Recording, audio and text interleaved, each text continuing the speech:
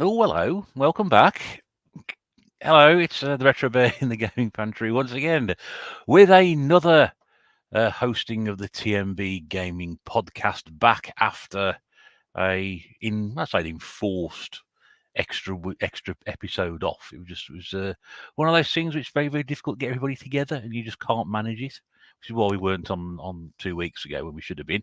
However, thanks everybody who tuned in for the special premiere video that I did, and it's good to have you all back here again as we resume the delayed episode 76.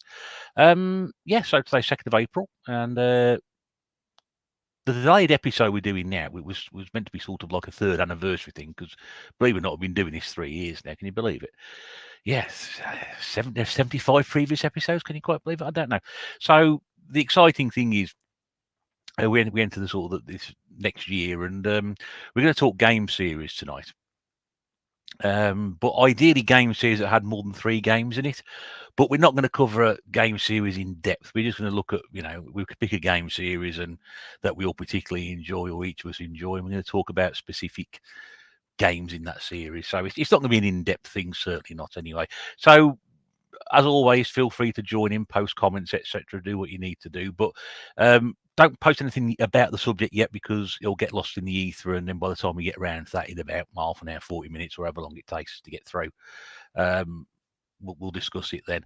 Let's have a quick look in the chat, because we always have a quick look at series in the chat, don't we?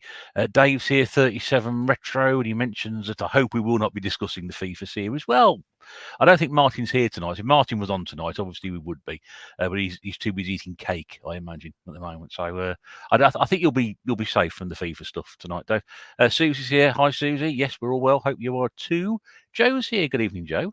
Nice to see you with us once again. Joe just put up a game room tour. No, people love seeing those. Well, it's a game lounge tour, I think, something like what she's saying. But anyway, really interesting, some amazing stuff in the collection. If you've not checked that video out, go and have a look. Danny's here. Danny, the Retro Gaming Masters, picked some stuff that called Boot, which I think was a video today. Good to see you here, Snoopy Man Gavin. Good evening, mate. Hope you're all right. Quick shout out to your son's collector card video, which popped up in Mrs. Bear's feed the other day. If you're interested in collecting football cards and things, you both know a lot about football, don't you? I got that from that video. So if you're interested in that, we'll pop along to Gav's channel, and they're probably pointing in the right direction of where that is. Ross is here. Evening, Ross. Hope you're all right. Keith's here as well. Good evening, Keith. LFC Gamer and Vlogs. Good to see you in. One of our regulars. Duncan's here. Willie Weeble. Good evening to you. Nace here as well. FIFA needs its own podcast. Yes, it does. We were talking about that the other day, weren't we? We were sort of saying we're going to talk about FIFA games. We're going to be here all night, and we never get anything else done. So there we go. Anyway, so people dropping comments into the chat, lovely. By all means, feel free to leave post comments and whatever as we go through. Anything you want to bring up or ask or want clarification on, that's what it's there for. You are the extra member of the panel. No special guests tonight, but we are working on that for the upcoming episode. So it's just to make do with the regular tNb lads tonight. A couple of them are running a little bit late, as always, but a couple of them are here. Let's bring them in. First of all, hopefully his internet's working tonight. But it's lovely to have him back, the sexiest man on YouTube. It is Nath Retro. My internet's working. It's always working. It always works when we go live. It always works when we go live. It never works when we're talking beforehand. We had a mix-up with camera and microphone where Russ wasn't in sync or I wasn't in sync, and nobody was in sync. So we said we'd make the best of it. Yeah, everything but the kitchen sink. So every other sort of thing we started. Yeah. It's good to be back. Yes, good to have you back on. Because I think last time you were on was John's tribute, wasn't it? I think. Is that right? Yeah, it was probably that. That was a while ago, wasn't it? That was because it wasn't. It's about 6 weeks ago, I think. Yeah, Cripes. Was it? Oh, I think it was. I didn't think it was quite that long, but yeah. Yeah, I think it is. Anyway, time goes. It is, but it's good to have you back on, mate. And I know there's one game I'm sure you'll be talking about tonight at some point. Don't know what you mean. I have no idea either. I had to remind you about it earlier. You mentioned every other game apart from that one. I said, "What about this one?" You went, "Oh yeah, that's." Is it COD? Yeah, it was COD. Yeah. It might have been FIFA. Anyway, We have Mike, people drunk before we get Pete in and like just Yeah. name all the things like Gears of War, drink. yeah, get them all done. Mike's here, Mally Club. Good evening, Mike. Hope you're all right. Susie said FIFA needs his own landfill, not his own podcast. Probably does have its own landfill, to be fair. It's only sounded because Martin's not here. That's what it is. You know, He'd love it there. he would. Adam, old school Amiga. Good evening, Adam. Hope you're all right. Nice to have you in. Danny says, I like getting 5 players sent off and the match is forfeited in FIFA. There we go. Well, it was an interesting way to do it. Adam's got a bent figure, so I won't be commenting much tonight. What have you done? Has he got any other fingers? He can't tell us. That's what he can't. I'll ask him a question. 9:30, we'll get the answer now, won't we? If he's having to type that. He was practicing for the Shining. Like, he was here at 6 o'clock typing that out just in time to get it started for when we got on air. Joe says, thanks, enjoy making the game room video. It is my lounge with the game shelf. It's not a dedicated room, but it's a good video. Recommend people go and watch it if you haven't seen it. Very worthwhile done. Almost finished Resident Evil 4 remake. I know done a couple of videos on that as well. Good. Keith said the only time Liverpool can win is on FIFA. Too bad that doesn't transition well in real life. No, that's a good thing. Yeah, I agree. I think it's a good thing. It's a perfectly good thing. Steve's here. Had sneaker freak. Too much fingering the other half last night. Adam, early for that, Steve. I'll read anything that people put off what it is. So there we go. Game with 316 is here. Hello to you, and Adam can probably getting his wife to type. Fell off Luke's bike yesterday. Proper bent my little finger. Ooh. Oh dear. Well, there we go. And Rach is here. The lesser spotted 8-bit Rach. Good evening, Rach. I hope you're very well. Nice to see you in. And I think you popped in at the very end of the last one, but yeah, good to see you. I've seen too many Amstrad videos lately, but hopefully we'll see you back on the YouTube when you're ready to go. Right, let's bring in next guest who's got a different angle tonight in his lad loft, which is different. It's hello to Pete Fighter 2. Hello, mates. Hello, how's it going? Ooh, it's very well. It's a bit of a jaunty angle you got on there tonight. Yeah, I've done a bit of remodeling, and this is the first podcast I've done since I've done some remodeling. So I'm still trying to find myself. Yeah. A maze?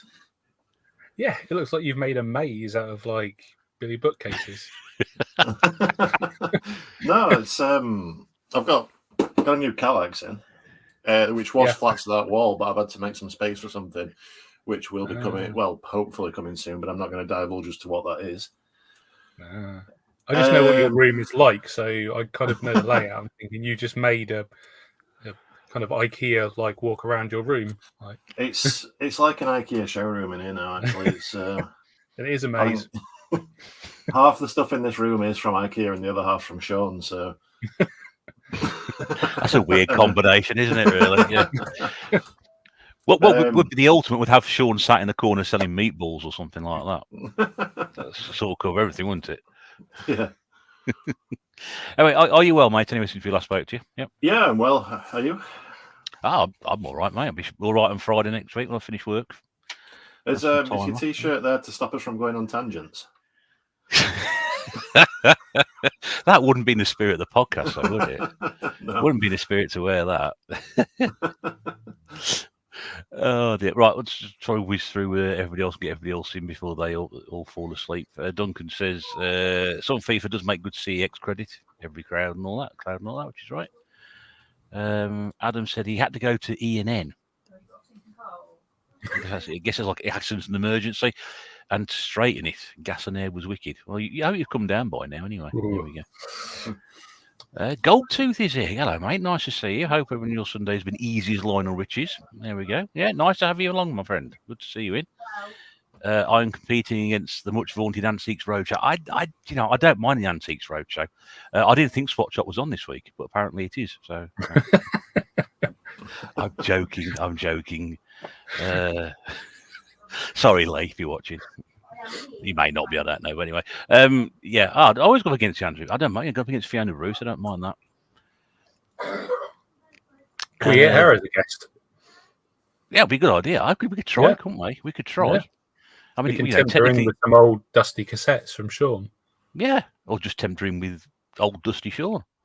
So you can get a valuation of him or something like Why can't the National League be on FIFA, says Boothie. I don't know. Anyway, right, our next guest this evening is I can exclusively reveal on the tNb podcast has got their own range of coasters coming out. I can't quite believe this. Basically, coming to any shop with the word pound or bargain in them, and I've got a sort of reveal here. So let's bring him in. It's the cyber leader himself. He's there. Now, just so you know what I'm talking about. I have no idea. You've no idea what I'm talking about, have you? No. Good. Because this is what I'm going to just try and. Can I try? Oh, blimey, can I try and do this? No. I was going to say, look, there it is. So try and get the comparison. There he is. Yeah. So yeah, your own range of retro games revived coasters are coming to anything with the word pound in the title. Anyway, are you good, mate? God, no, sorry. I was going to say, can we get one of those coasters and customize it to be sure? I'm pretty sure we can get Pete to do something with it. He's just going to stick over his face and stick it on it. Yeah. But you can retro game revived it and put some little Sean features on it. I'm sure. Yeah. We need that. That's it. What exactly are Sean features? Well, I mean glasses, but I didn't mean to put me on the spot. A little COD logo or something. That's it. Yeah. Anyway, are you good, Sean? I am, mate. Yes, I am, mate. Yeah. All well since we last spoke to you. Yeah, it's funny because other day I was looking at some old tNb podcasts, the first few. Oh, well, I'll say the first few that we did live. And I didn't wear glasses. So that just shows you over 3 years that my eyesight's vastly deteriorated. There are reasons for that, I'm guessing. Yeah, I don't know. Oh, that's interesting. Go back and watching all those. Yeah, it is. It's if you imagine the ones from before then, and with audio only, that might be a bit tricky to listen to. Billy's here. Cask Strength Gamers in. Good evening, mate. Hope you're all right. Yeah, good to see you, Dark Wolfheart in. Phil, good evening. Good to see you. Do get in contact, Phil. We'd like to have you on here at one point. If you've got the opportunity to do it. So let's bring in our last panelist this evening before we crack on with the rest of the show. Hopefully he should be all right. He's pulled these all-nighters before. He just waved. What's he waving a finger at me for? Was that a particular reason? Which one? Was there a reason why you waved a finger at me there? To let you know I was here, so I give you. Yeah. Oh yeah, that's right. Yes. He pulled an all-nighter on WrestleMania, of course. He'll be up again tonight, I dare say. It's good Aldino plays. Hello, mate. Yes. Hello, mate. I'm all right. Sorry. Yeah, I am tired. Is there like to be like a thud at some point where you just sort of fall over and just sort of pass out? Yeah, that's it. That's it. Or put up a side and back in 5 minutes and probably just go and have a lie down for a bit. Yeah, no, I'm on WrestleMania clock at the moment, so yeah. But I've slept most of the day anyway, so I'm sort of awake now until 4 a.m. God, I need to do that. There we go. Anyway, so right. 5 a.m. They're 4 hours, aren't they? Sorry. It starts at 1 o'clock, doesn't it? I think. Yeah, it starts at 1, but it was 4 hours last night, so it'll be 4 hours again tonight, no doubt. Okay. Right. Well, let's crack on then. Really, just sort of ask each of you in turn. Sort of very. I know we always ask you the question. What have you played since we last spoken to you? And obviously we've been off for a month or so. So I'll just go around. Anybody's been playing anything that they can remember or want to sort of mention briefly and whatever. We'll just go around and do that. So, can I start with you, Nath? Because we brought you in first. Oh Christ, really? I've been playing loads because I haven't been here for ages. I'm trying to keep up with some of the 52 gamers, just about holding my own, and that, to be fair. You're doing more than holding your own. You're ahead of the curve. Am I? Oh, yeah, that's impressive. The chat. I might do. Like, but that'll take me away from gaming. Okay.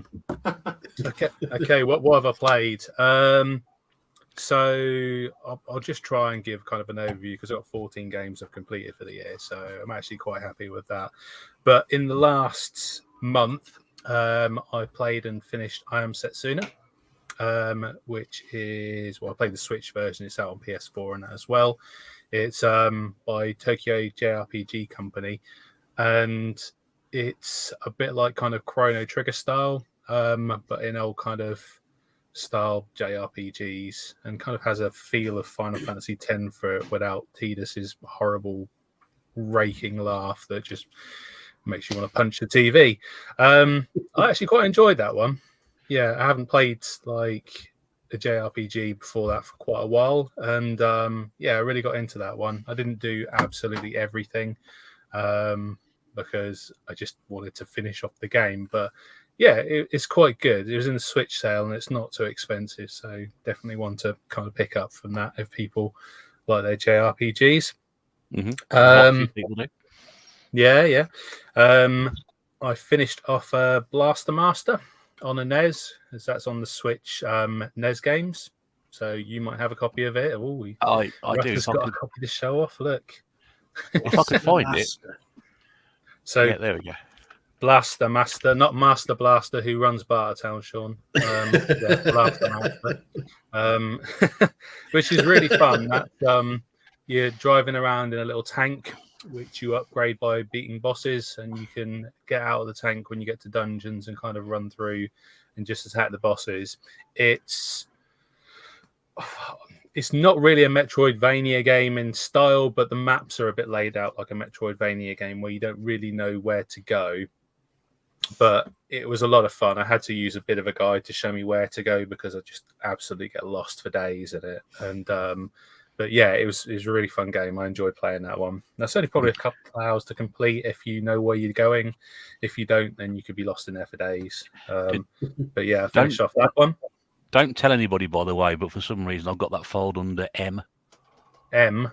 Yeah, I must think it was Master Blaster. Yeah, Master Blaster. He runs Bartertown, honestly. I know, because I went straight for the B's. The game's beginning with B and it wasn't there. I thought, I've got that somewhere, and it's like under M. So how's that happen? You just took it down. You could have put it back under B when you put it back. I'll do it afterwards. I think my OCD can cope for a little bit. Fair enough. A little bit.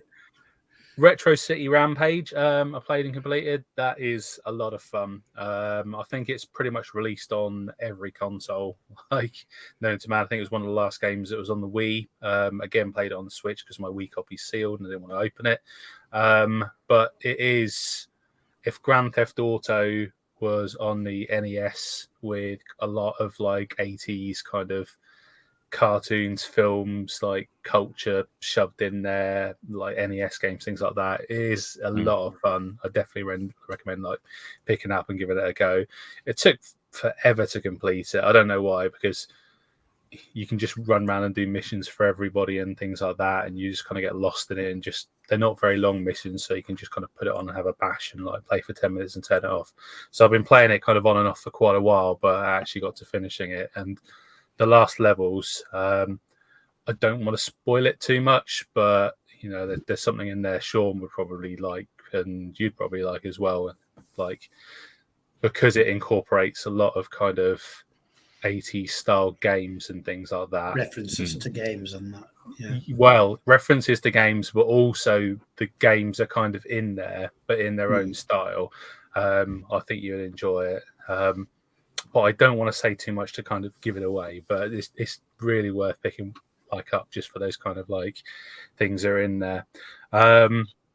And most recently, Stubbs a Zombie, I picked up. Because I think it was only a couple of quid on the Switch sale. I think it's actually £1.50 or something. I got it on sale, and it's just brilliant. It's just so ridiculous. Just go around like eating people's brains, making a zombie horde. Like you can take your head off and just like roll it like a bowling ball into soldiers and then just explode it, blow it up. You can separate your hand and walk it around like Thing from Addams Family and then possess soldiers and use them to shoot other soldiers and things like that. It's just a lot of fun. There's a lot of kind of like jokes and oddities in there, but it's just, yeah, it's a really well done game. It was quite expensive on the Xbox. It was one of the rarer games, I think. Though it's come down in price an awful lot because it's been like re-released to pretty much all the other consoles. Yeah. But yeah, for £1.50, I wanted to play it for a while. I figured I'd pick it up. So yeah, I really enjoyed that one. And yeah, most recently, as of the last couple of days, and Griffo will be happy about this, I picked up Dragon Quest on the Switch, the first one. I've been playing through that, which is, well, quite difficult, really. I don't know if it's just me, but some of the early JRPGs, they don't really hold your hand. They're like, you've got to do this, and if you don't know where to look or don't know where to go, you haven't got a hope. It will just destroy you in seconds. But like, it is quite fun. I'm really enjoying it, although grinding is never something I've really enjoyed. It's not too bad on that one. So yeah, quite a load of games, to be honest. There are more than that, but I don't want to like take the time away from other people. No, that's okay. Well, thanks for the edited highlights. Certainly a couple of you mentioned Stubbs there. I know you've been talking about that one in our chat. So yeah, and as you mentioned, it was quite a pricey game, that, but if it has come down a little bit, then yeah, it's about 30 quid, I think. Now I think I got it in a bundle of games that was 50 with some consoles, but it's really kind of dropped now. Everywhere's got it, and I'm pretty sure it's only about 30 quid now in CEX, which is just the 30 then. Yeah, just exactly. Well, yeah, considering. Going back to Blaster Master, Danny said he saw a copy at the London Gaming Market, would have purchased it if he had enough cash on him. Saw Kieran Retro Reclaimers in as well earlier. Good to see Kieran, and also Tetley's here as well. Good evening, mate. Hope you're all right. Joe's been playing a lot of Resident Evil 4, 2 more chapters to go. That's on the remake. Goldtooth asked, anybody going to the Nottingham gaming event, which I think James, It's Much More, was running last year. I think it was December. Not sure about that one yet. There's quite a few things going on during the summer by the sound of it, but I heard about that one the other day, so it hasn't been on my radar, but certainly something I may consider. Not something I haven't looked into yet either. Yeah. Norwich Gaming Market's the next one for me. June, and then following that is a Zap Live event in August. So yep. Probably going to those two. I'll probably miss out on the Nottingham, I'm afraid. Yeah, we got Birmingham in May towards the end of May as well. So Birmingham, isn't there? Yeah, there's loads of stuff going on. Talking about Resident Evil 4, says Keith, makes me want to whip out my PS2 again. I'm glad he said PS2. Must have clocked it over 20 times. When we all start showing things to swap, well, we'll see how it goes, Steve. The chat, depending on the chat dies or not. Danny's been playing Streets Race 2 and the remake quite a bit. Upload a number of playthroughs. If you I always recommend people upload playthroughs, Danny. So whack them onto your channel, mate. And people do enjoy watching game footage and things like that. So definitely worth putting that up on there. Ollie's here, 8-bit boy. Hope you're okay, mate. Nice to see you in. Gav's been playing Broken Sword 5. Broken Sword 5. Phil's having a VR binge this week. There we go. There's a lot of interesting, different variety of games. And playing. Adam said he hopes to get that Zap event. Yeah, it's a Commodore 64 event. For most people not quite sure, we talked about Zap was the most famous Commodore 64 magazine. It's been sort of using that name. We did the Crash event back in November for Spectrum. So this can be like a Commodore 64 theme thing. May not be to everybody's taste, but I dare say me and Sean will be there. So something to look forward to. Okay, moving swiftly on, Pete. Can you give us some edited highlights of things you've been enjoying playing? I will. Very edited highlights. Because I've done a video today actually. I've played over the last month, so I'll just mention everything that I've played since then. It's not been a lot. I've been mostly playing Final Fantasy 7 on the Switch, which again I've played through so many times and absolutely love it. And it's nice seeing it. Sort of, the backgrounds are still sort of the same resolution because they're all pre-rendered, but it's nice seeing the sort of 3D side of it kind of pop a bit more HD. with well, it's hard saying high resolution textures because most of it's like I believe they called it something like garage shading or something like that, where they were just like flat textures. But like seeing like the world map and it's not all pixelated, it's kind of nice. And it's really cool just sitting playing it on a handheld as well because I never played it on the Vita or the PSP. So yeah, really enjoying that. And other than that, I've started Ghostbusters, the video game remastered on the PS4. Oh yeah, yeah. I've not played through that since it first came out on the PS3. So yeah, really enjoying that. It's showing its age a little bit, but it's still great though. It's still gameplay wise, it's great. It's just the fact the way how the cutscenes are laid out and scripted, and it kind of sounds like everybody recorded the lines in one take down a telephone. So which don't do it Bill Murray, but it's like the old podcasts. Yeah. But no, gameplay wise, it still feels really tight. It's still a thrill to use your proton pack and get a ghost in the trap and all that kind of thing. And yeah, it's nice to see, it's nice to hear Harold Ramis's voice for a start. But it's nice to hear them all together again, all the cast, and it's very nostalgic, especially with the music and stuff. So not just like the main theme tune, but all the orchestral music from the film as well really stands out. Yeah. So yeah, that's basically what I'm, a very, very abridged version of what I'm playing at the minute. It's very abridged for you, but as you said, you did put a video out early this week, didn't you, about what you 52 earlier today. Oh, was it early today? Yeah. Oh, I thought there was one earlier in the week, wasn't there? There was one earlier in the week for pickups, yeah, but I did a 52 game challenge for March today, so I've got that up nice and early. Oh, sorry, I must have missed that one. I apologize, Matt. I've seen the last one, but oh crap, sorry about that. I only got around to putting the February one up a couple, maybe 2 weeks ago. So I've done the March one nice and early. So it's probably that one you're thinking of. But yeah, I've put the March one up now. So that just goes through everything else I've played for the last month, and I've had 2 weeks off work, so it's quite a lot actually. Yeah. So, well, if people want to go across and check that, I'll put all the links in the description below. Before we did this, so you can go across and check everybody's channel out and check Pete's videos out and anything else that people have been up to, including Martin and Eddie who aren't with us. Anything they've been doing, and Martin's been put 2 videos out today. He's either eating cake or wearing hats. So but I just want to say, don't subscribe to me because I'm currently getting over 100% engagement on my channel, so I'd like to keep it that way. Don't subscribe to Pete. Just watch the videos, but don't subscribe. I'm on 50 don't forget to dislike and unsubscribe. I'm on 50 subs and I'm getting more than that in views, so it looks really good for the algorithm. Anyway, well, that's good. Right, it's good. You're back on YouTube. That's what we wanted to see you eventually, and I'm pleased you're enjoying it as well. You're still enjoying it, I take it, yeah. Yeah, I am today.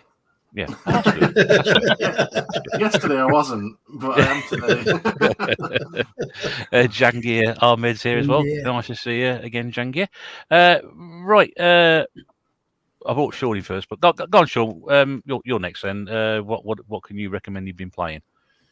I've been playing quite a few Commodore 64 games lately. Lovely. I have, yes. This is where I get interested. Everybody else falls asleep, but I'm keen to hear this. I won't be long because I've only picked two games to talk about. One, I don't know if you remember, I may have mentioned it in the pickups. It's called R1D1, and it's actually it was a cover tape. It's a very dubious copyright dodge, that one, isn't it? Just a bit. And yeah, you do play as the little droid R1D1. It's basically a short platforming game. It's basically there's coloured doors. You've got to find the coloured keys to open the doors, open them all up, and escape. There's enemies on each of the levels shooting you, and they shoot pretty fast as well. You've got to be on your toes. It's quite unforgiving. Sometimes you can move on to another screen, and it'll have already fired a laser at you, and you've got to go back off screen. But it's a bit of fun. It's funny because, do you know how long it takes to load? You know the counter? Have a guess how long? What, 40? No, not even that. 30. 30? Yeah. Christ. It takes 12 on counter to actually say found, doesn't it? So yeah, that's how quick it is. and people moan about loading times on take games, don't they? Exactly. Yeah. But the thing is, I'm coming on to the next game, which takes 170 on the counter. At first, I thought it was a multi-load. I thought, sure, I can't remember it being a multi-load. Because obviously I could see the size of the tape inside. But yeah, 170, and that's power drift. It's all in one load. It takes 170 on counter. I did actually at one point. I did stop it and rewind it because I thought it must have crashed. It can't be going on this long. So it could have loaded quicker, but yeah, I kind of thought surely it's still loading. But yeah, it won't. What now?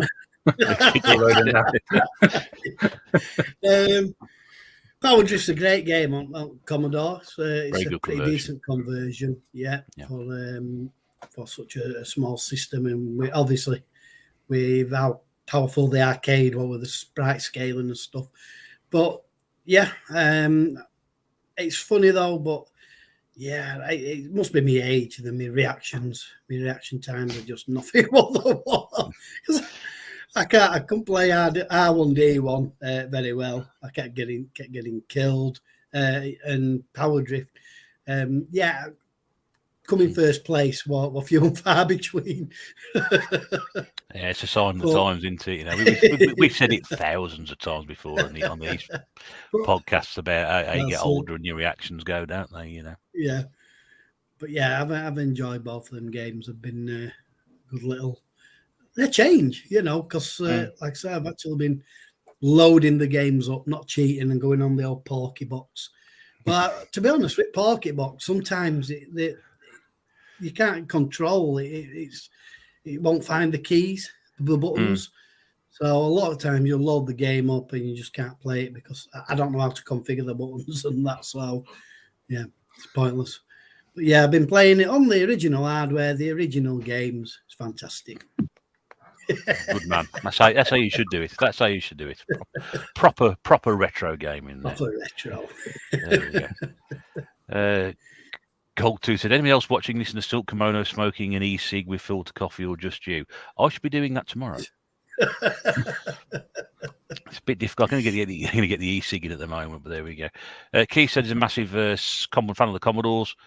Particularly their greatest hits a C64 and the Amiga. Very good, Keith. Nearly read that without tracing the irony in it, but there we go. Danny says, for a minute I thought you were going to say night shift and 3 times a lady. There we go. That's the third time he's got mentioned tonight because Goldtooth mentioned him when he came in as well. So, yeah, if he's watching, if he wants to come on, I'm very welcome to have him. Rob, what about yourself? I know you've been playing a lot of stuff. Been sitting there very patiently waiting for me to come to you. Going through your 360 stuff. So anything you want to recommend?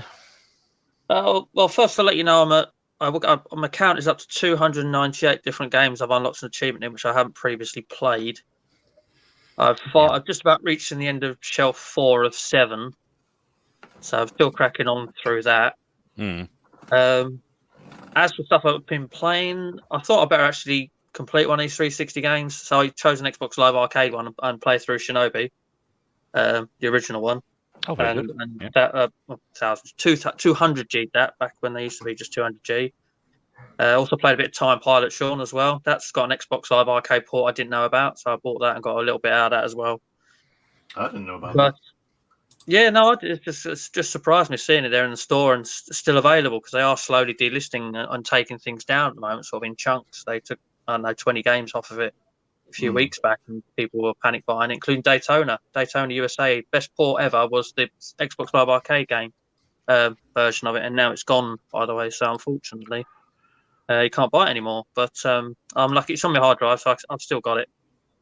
But apart from that, Game Pass, I have been playing a lot of Hot Wheels Unleashed lately, and having a lot of fun with it. Actually, it's, the only gripe I have got with it is in the main sort of campaign map bit that you do. There's far too many time trials. I'm not a lover of time trials, and there's something like 32 you've got to do or something. And some of them are ridiculous, and you end up needing to learn the shortcuts to be able to do them well without spending hours and days on them. That's my only little gripe with it. It was quite fun. You know, you get coins, you sort of open blind boxes to get more cars, and then you can scrap them and upgrade the ones you've got. But yeah, very fast-paced action, fun as well. So yeah, if you've got a Game Pass, give the old Hot Wheels Unleashed a download. It's the Game of the Year edition, so you get the 3 bits of DLC as well, which are Looney Tunes, Monster Car, and DC, I think. Oh, so yeah, no, I've been having a lot of fun with that. But yeah, as you can imagine, a lot of my time at the moment is still taken up working through the games and getting an achievement out of each of them. So like I said, up to 298, game 300 of all things is going to be fucking Minecraft, and I don't even like it. But, yeah. Oh well, that's it. I know you put a game of school video out the other day, I think, didn't you? Is that right? Yeah, I've done my update for March, which is everything non-360. There's another game I finished there called a Memoir Blue, because that was leaving Game Pass. It's an interactive story, actually. It was quite fun. As far as interactive story goes, I am pretty much, after we've done this, going to record the 2023 60 update. You know, the one named after John, obviously. Yeah. The last one took just over an hour. I haven't counted how many different games are in this one, but it's going to be sort of the same. Yeah, same sort of runtime again, I think, just because of how many different games there are. But yeah, no, once I've got to one per game, I can imagine they're going to be much shorter, and I can sort of target a game and finish it, and hopefully meet the monthly target, because I've got a lot of catching up to do, because the old one per game is really slowing me down in trying to get the 100,000. So bearing in mind we're a quarter of the way in of the year, which means I should be around about 25,000. I think my overall score is just under 10. So I'm well behind. So I need to get this one per game done, which I said I would do as well. So that is a thing, and then crack on. And but I'm confident once I get through one per game, I can target games and get it done. Well, we wish you all the best, and we'll look forward to watching your progress through that. And like I said, if as earlier, go across and check out the lads' videos they've done recently about these things. You'll know more about them. Certainly with Rob's Game Score journey, and obviously his 360 run this year, renamed after our good friend John, who passed away. Do go across and have a look at that, and indeed catch up with everybody else as well. Even I did a video this week. Yeah, that doesn't happen very often, but that's something to talk about. Pixel Plugs here. Hope you're okay, mate. Good to see you in as well. Right, so thanks, chaps, for your updates on that one. Let's now get on to the meat and drink of what we're talking about this week. And we're going to, as we said, the idea was this is going to be sort of a 3rd anniversary episode type thing. We're no fanfare or anything like that, but we thought, well, what can we talk about? And then we sort of thought, well, gaming trilogies.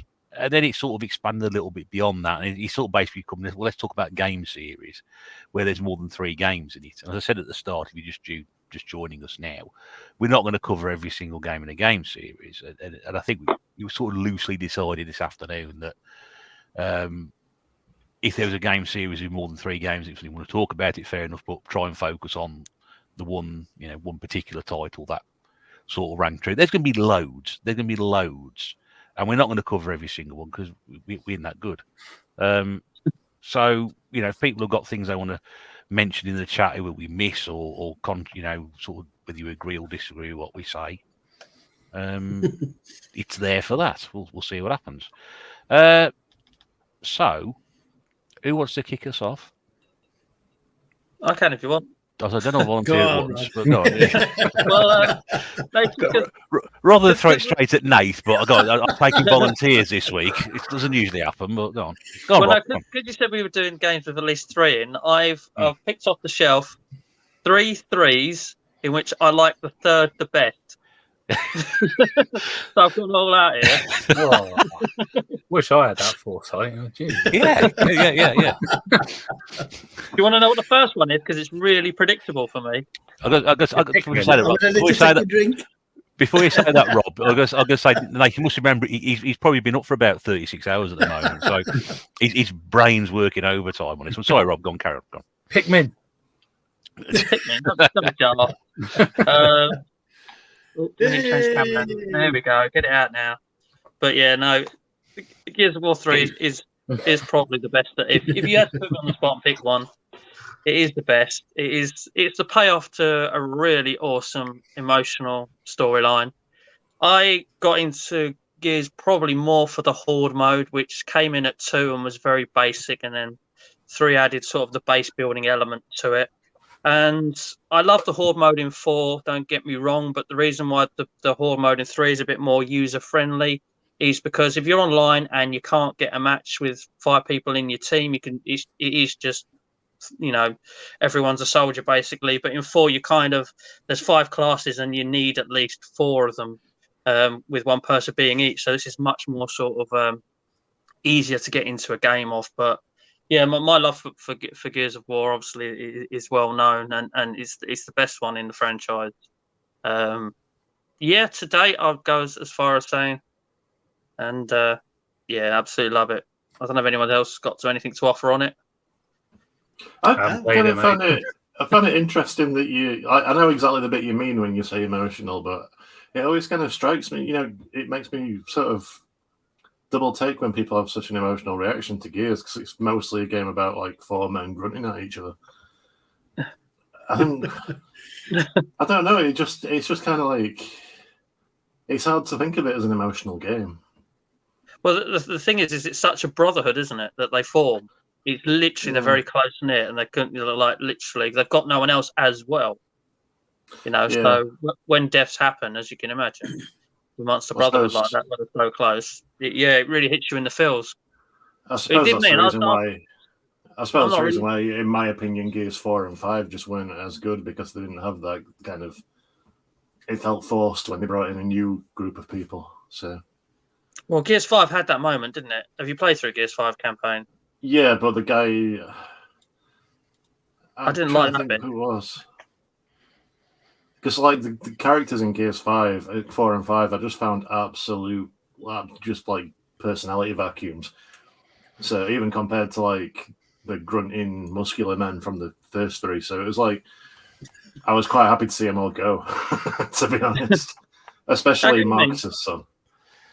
Like for me, Kate and Oscar were characters that were very good and a lot of fun. But yeah, I get what you mean. Like JD Phoenix was very bland. It wasn't a good protagonist. It's kind of the reason why you always need Marcus there, because JD was so boring. Yeah. And that was why I chose him, just for the record. Even though Del Walker, again, not really a great character, but no. Yeah, no, it's the original trilogy. I mean, I forget Slug Judgment, but the original trilogy is amazing. I absolutely love it. Storyline I can play through over and over again. Mm. Yeah, I mean, I'm not saying I don't like the games, because I do love the series. I think it's like the main reason to own an Xbox really is the Gears series. But it's just the emotional connection I could never really see. But I don't know, each to their own. Yep, we've got a comment there from Go-To saying MC Hammers, you can't touch this video, is more emotional. I don't know. It's everyone's. Makes me cry. Yep. That's one of his played it. Different reasons. It's them trousers, I think that's what it is. We have an oddly specific subject tonight, Rach. We do. Very oddly specific. Yeah. Okay.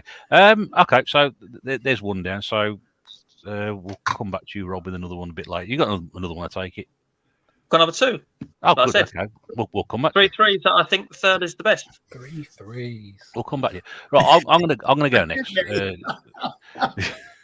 Yeah, too many 3s.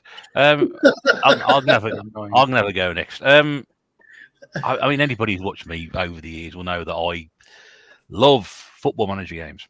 So it's got 3 in it as well, which is great, 93. But yeah, this is a series that completely changed my perception of football management games. I really didn't like them until this point, until I got this game when I was at school.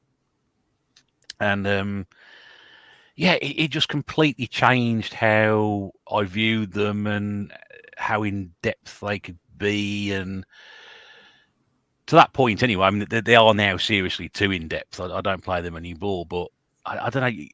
As Rob mentioned, it's like emotional stuff. I can get very emotionally involved in a game like this because of you get to know the team, you get to know the players, you feel like you get to know the players and the ones that do a job for you, and you just get a real attachment. You go from club to club, you try and take the same players with you and try and sign the players you like, and it has always been a fantastic series, and I wholeheartedly blame Championship Manager German edition for costing me a decent degree when I was at university, because I spent most of my last year playing that game non-stop.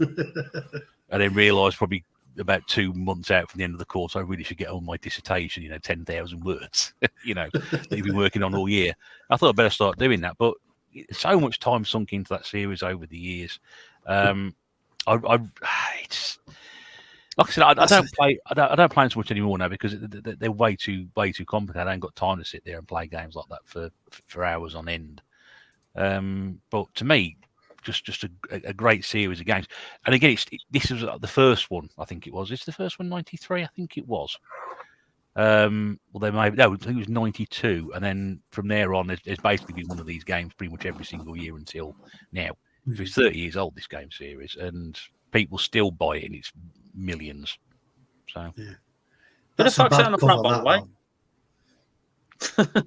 Who's first? Go on, Rob. I just said who the fuck's out on the front of the box. Yeah, well, that just said that's a bad cover, is that? That's rubbish. that was Sean before his hair disappeared. I don't think it's anybody. I think it's just some jobbing actor posing for a photograph. That's what it is. But yeah, tempted to look like an angry manager. Go. What were you going to say, Sean? No, they done it with a bad cover. Bad cover. Oh, right, yeah. It's not great, is it? I think they decided not long after that to get rid of that bloke. I think he was on maybe the next one, and then after that he was just like, pictures of footballs. That was it. He signed a 2-game contract to be on the cover. Not even friggin' Messi gets that these days. I mean, seriously, you want to talk about FIFA and things like that? That guy, they looked like they just dragged him out of the canal. And he got 2 covers. 2 stuck John Motson's coat on him. Jeez. God bless him. But there we go. Don Atkinson's haircut by the look of it. And all. I was going to say that's definitely Fat Ron circa about 1983. When he won the FA Cup. Gummidge is his hairdresser. Yeah. If anybody does know who this person is, do let us know. We'd be thrilled to. Martin would know. Martin would. Oh yeah, of course. He was probably related to Martin. Yeah. Right. Next round 1. Next. Go on, Nathan. Oh, go on then. Well, as Rob started doing a 3 thing, I thought I can probably do this. I can probably do this off the cuff. So I'm going to stick this one in the ring. It is my lunchbox. I'll put the camera up here. Hang on. Yeah, hang on. Right, Fallout 3. Fallout 3. I don't know if I like this best in the series, but this is where it kind of really kicked off into next gen when Bethesda bought like the Fallout games, because the original Fallout games which I played were all kind of grid based. It was not a bird's eye view, it was kind of offset at an angle, and it was a grid based kind of strategy attack game. This kind of brought it from Bethesda, first person, so you could go around and just shoot people in the face. Like you could make guns like out of scrap, like hack computers. There was just ghouls and feral things running about. It was just massive, really. It just really opened the game series up. And I remember getting this on the same day there was a beer festival and coming home pretty worse for wear, trying to figure out how to get out of the vault. Didn't go too well. I just shot my way out of the frigging thing, to be honest. I was like, I just want to get out in the world and shoot some things. So that kind of set me off bad for the rest of the game. But I've still got everything in there. So still got my little bobblehead in there and all the bits. Oh, yeah. I haven't had this down for like ages. Should probably put the game back in it as well. But yeah. Have you got any sandwiches in there? Any sandwiches? No, just a bobblehead, a CD, and a book. I could put the game back in as well. For some reason, I left it out. But yeah, I just friggin' loved this game when it came out. It just took ages to play through, and I think I probably still prefer it to the later ones of Fallout 4, which I've never completed because all the factions are just dicks, and New Vegas, which was okay, but it was a lot of bugs in the game, to be honest. I really liked Fallout 3, though. Well, Phil, Dark Wolf Heart says New Vegas is the best. It is good, but I just preferred Fallout 3. I think it was just the forerunner to everything. It's like when they just take an old game, like they did with kind of, so many games, and just bring them up to the next level and just do it right. I can't fault it on that basis. It was just amazing. Fallout 3 is my favorite game of all time. Just want to put it out there. It's amazing. It's one of Mrs. Bear's favourites. No, you're not taking it from me. Bear in mind, I wasn't coming on this podcast until a couple of hours ago, so I had no idea what. That's true. I had no idea even what the subject was, really. So I'm just completely blank. Yeah, we honestly don't know what the subject is now. We're already 40-50 minutes into it, so we'll keep going. Keith also says he prefers New Vegas as well. Anybody could get on with. So yeah, well, I'm another one as well. Blimey, Kieran. I enjoy New Vegas the best, but really enjoyed Fallout 3's prologue. Easily the best start to a game ever. I distinctly remember at the time when New Vegas came out that everybody hated it, and now all of a sudden everybody loves it, and it's the best one. Claire tried it. She played Fallout 3, and then she traded up to get New Vegas, and she didn't like it at all. I mean, I loved it, but I distinctly remember everybody slating it, saying it was really bad because of all the bugs and stuff. Yeah, the particle cannon one was the most annoying thing. That you could trigger a particle cannon, it would just keep loading and floating around for ages and just not happen unless you saved and then reloaded the game. And then suddenly it would just fire, and for no apparent reason. It was just a strange, buggy system. If you get around that, because I think they did patch a lot of them, it was a really good game. But yeah, three just kind of paved the way for New Vegas, in my opinion. Yeah. Quick hello to Marcus, who's popped in. Good evening, mate. Hope you're okay. Joe's playing Fallout 4, which is the first time of playing a Fallout game. Go back and try the first couple on PC if you can. They're very different, but very cool. I completely disagree. I didn't like it at all. You would. But go back and play 3. Marcus has put 200 hours into Fallout 4, and he's loving it. And Keith bought New Vegas when it first came out and loved it straight away. So, there's some people upgraded and from Fallout 3 to Vegas. But, yeah, there we go. So, look, I mean, everybody's got their own opinion, haven't they? Our opinion may be different to yours sitting there. Your opinion may, if you don't agree with anything we're saying, firstly think about our feelings before you say it, but obviously put it in the chat, PJ Venom's here as well. Good to see him in. And he's played Fallout 3, New Vegas, and 4 recently, teaming with 76.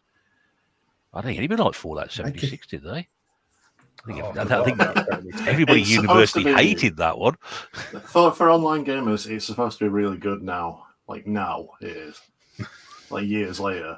But, when it first came out, it was awful. Same with Elder Scrolls Online as well. Everybody hated that at first, but apparently it's got a massive following now. Just Bethesda just completely screw up their online games, don't they? They screw up everything. It's not a Bethesda game if it's not completely broken. And a special edition carrier bag with a Fallout 76 hat in it or something. I seem to remember. Promised a canvas bag, and they got one made out of a bag for life or something. People were losing their absolute shit over it. Well, technically speaking, they should be able to go back to the makers and say, after if your bag for life breaks, you should be able to get another one, shouldn't you? So they should have an endless supply of these things. I think that's the material I was referring. I don't know why everyone's bothered about it anyway, because most people just keep all the collector's editions in a box on a shelf high up somewhere and never take the stuff out anyway. So it's as long as you've got the cardboard box, it could be empty, and you're still going to get your money's worth, aren't you? If you like that. Schrodinger's special edition, are you saying? Yeah, exactly. That's what most of them are nowadays. Everything should be taken out of a box. Nath, I demand you go and unseal your copy of whatever it was that you mentioned earlier. Retro City Rampage. Oh, well, I've taken it out of the box, but I haven't taken it out of the plastic. No, I'm not doing that. You can't make it. Everything needs to be unsealed. The madman, he must be stopped. Yeah. What's the point in collecting games if you're not going to play them? The games. I don't know. I'm trying to work that out at the moment. I keep buying stuff. Somewhere Dylan's spidey senses going off, Pete. You realise that? You might as well just like buy a printer and print off the box art and stick it to your wall, haven't you? Really? If have you seen the price of ink? It's ridiculous. Rapidly changing Wait subject. until it comes from the store and buy it on the store, and then they don't have to open it. So I just buy it twice. It's fine. all right, Denny.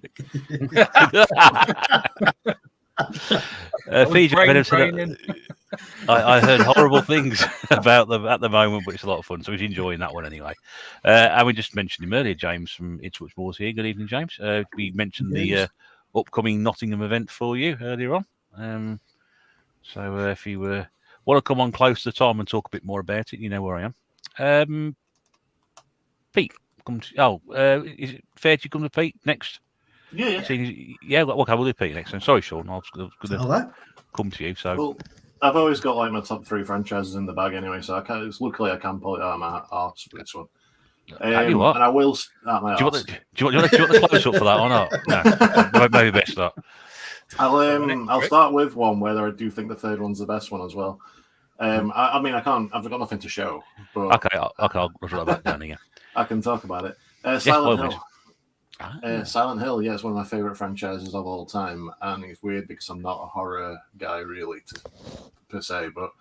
And I also think that 3 is the best one in the series, which I know a lot of people are going to like sort of go white and pass out. I didn't pick number 2, but yeah, I love Silent Hill, and I love number 3 because it follows on from Silent Hill 1, and it sort of adds a little bit of closure to that story. And it's just a franchise I've always loved. I got the first one imported on the PS1 because it didn't look like it was coming out over here. So it's, I've been sort of really interested in the series for a hell of a long time. Silent Hill 3, though, for me, it's just, I always find stuff like that. Like, I know you're not exactly playing as like a special forces guy like you are in Resident Evil, but playing as like a young girl made the whole like thing make you feel a lot more vulnerable sort of in the game, and it added to like how scary it was. But also, like I said, it added a little. Also, like I said, it added closure to the first game.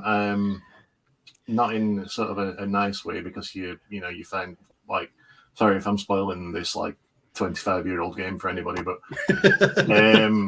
you find out that Harry Mason from the first game's dead and stuff like that, and it's like it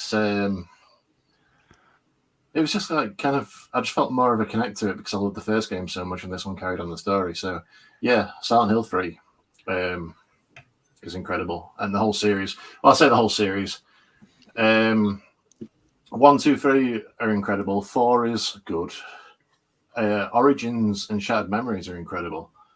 But the sort of next gen, like PS3 and 360 ones, they were a bit kind of crap, and the series unfortunately just died from there. But the films, I've only seen the first one and it was horrendous.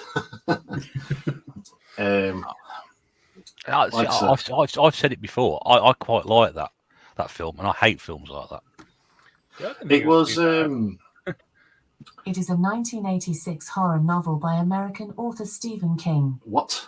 It was his 22nd book and his 17th novel. Alexa, shut up.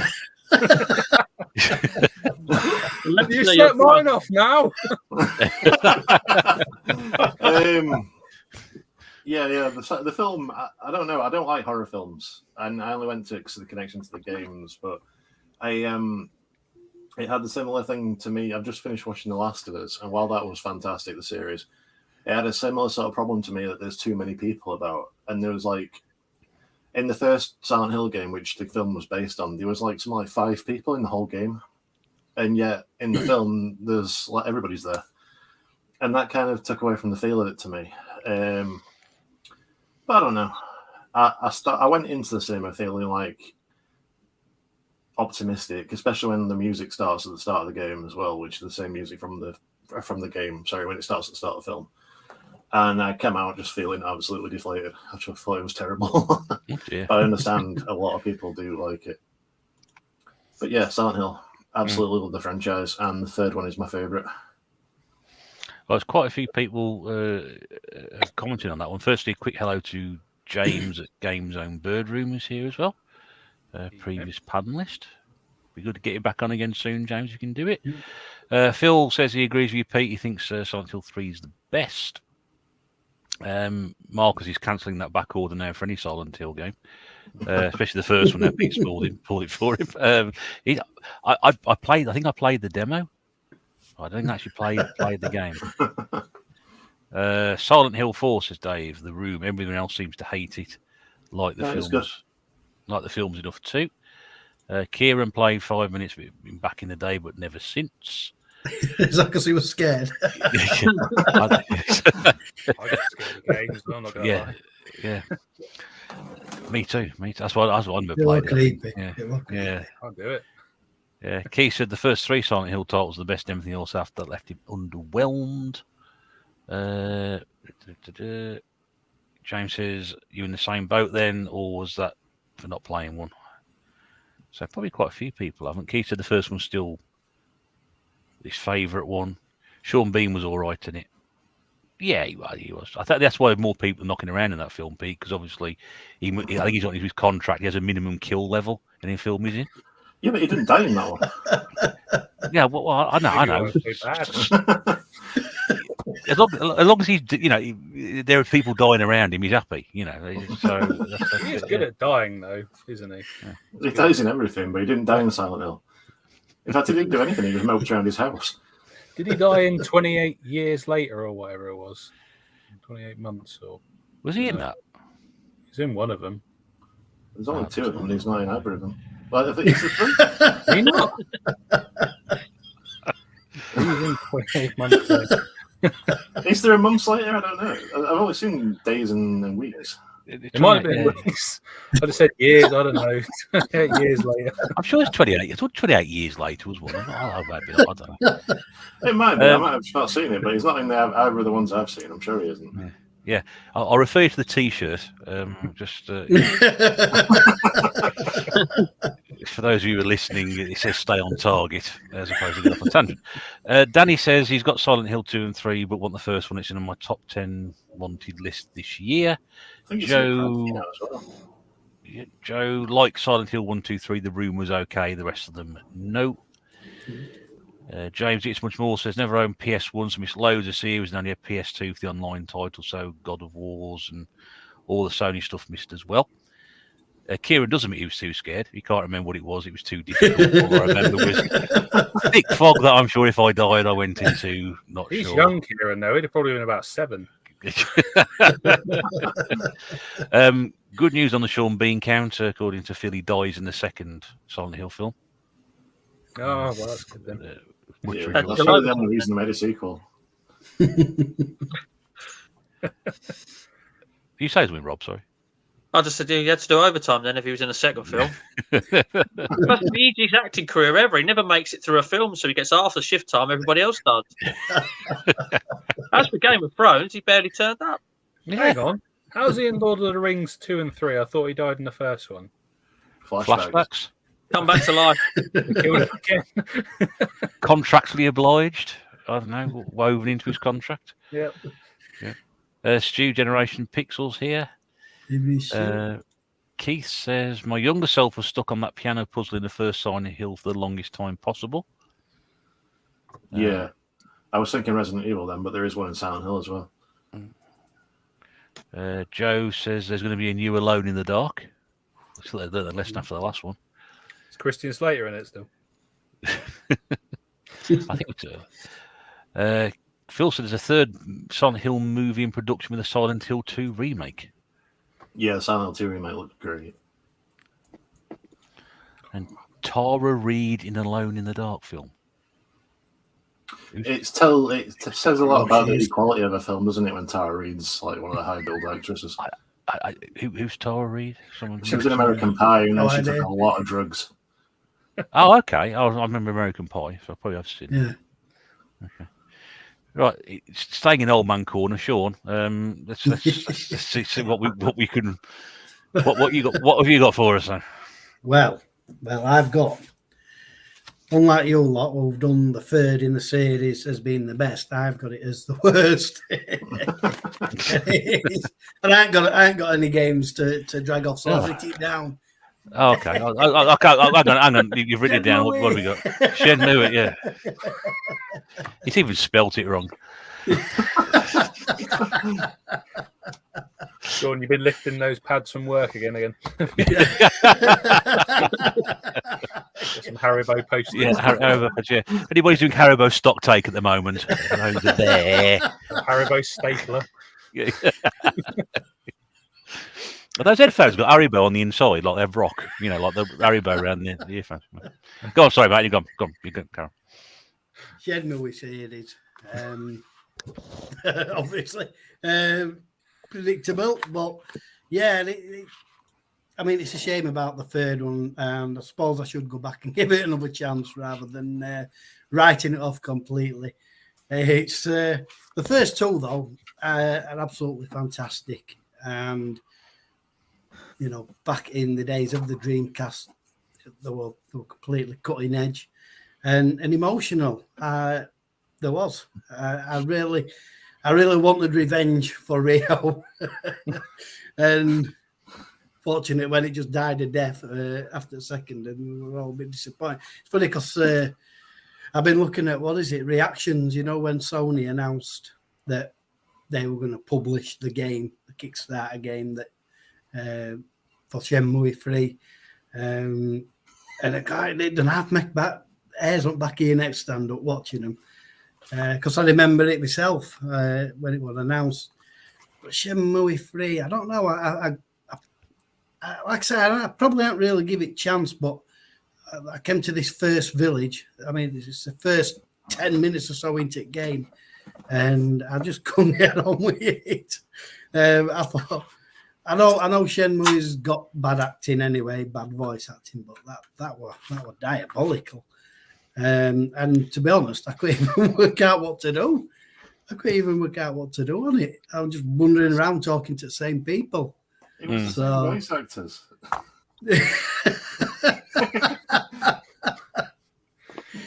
Also, I ragged on Gears of War for it not being emotional, but how can you take emotional? How can you find Shenmue emotional when he's you've got the most non-emotional man in existence as the main character? Yeah.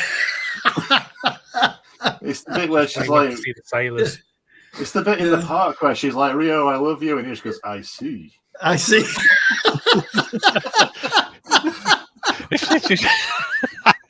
I see. Let me think about that for a moment. Doesn't he feed that little cat? Come on, he feeds the kitten. The little girl's little cat. "Oh, little kitten," and you can choose whether to feed it or not. No, I see. Can I interest you in coming back and look at my range of games that I have in my pantry? Oh, brilliant! Yeah. You got everybody saying it, by the way. People are now typing it incorrectly. Bloody Mike's happening now. Look at this Shenmue, and at least Joe's trying to keep it real by spelling it right. And if you watch Joe's last video, I keep saying it. We watched the last video; she actually pronounced it brilliantly, and I thought she could teach Sean a few things about that. Because whenever you say Shenmue, for some reason, I think of killer whales, and I don't know why. That's Shamu. That's Shamu, yeah, but it doesn't stop me thinking about it. Yeah. One day I'm going to have everybody saying it like that. Yeah. Well, you've already started tonight, so there's quite a few people going on with it. Oh, dear. Right, okay. So we've got people talking about that. We've also got other people mentioning game series. James says Max Payne is a good series, and even the film was all right. I think Mark Wahlberg was the film, wasn't it? I think. Never saw that one. We got quotes, I'm guessing, that day when the snow turned rain.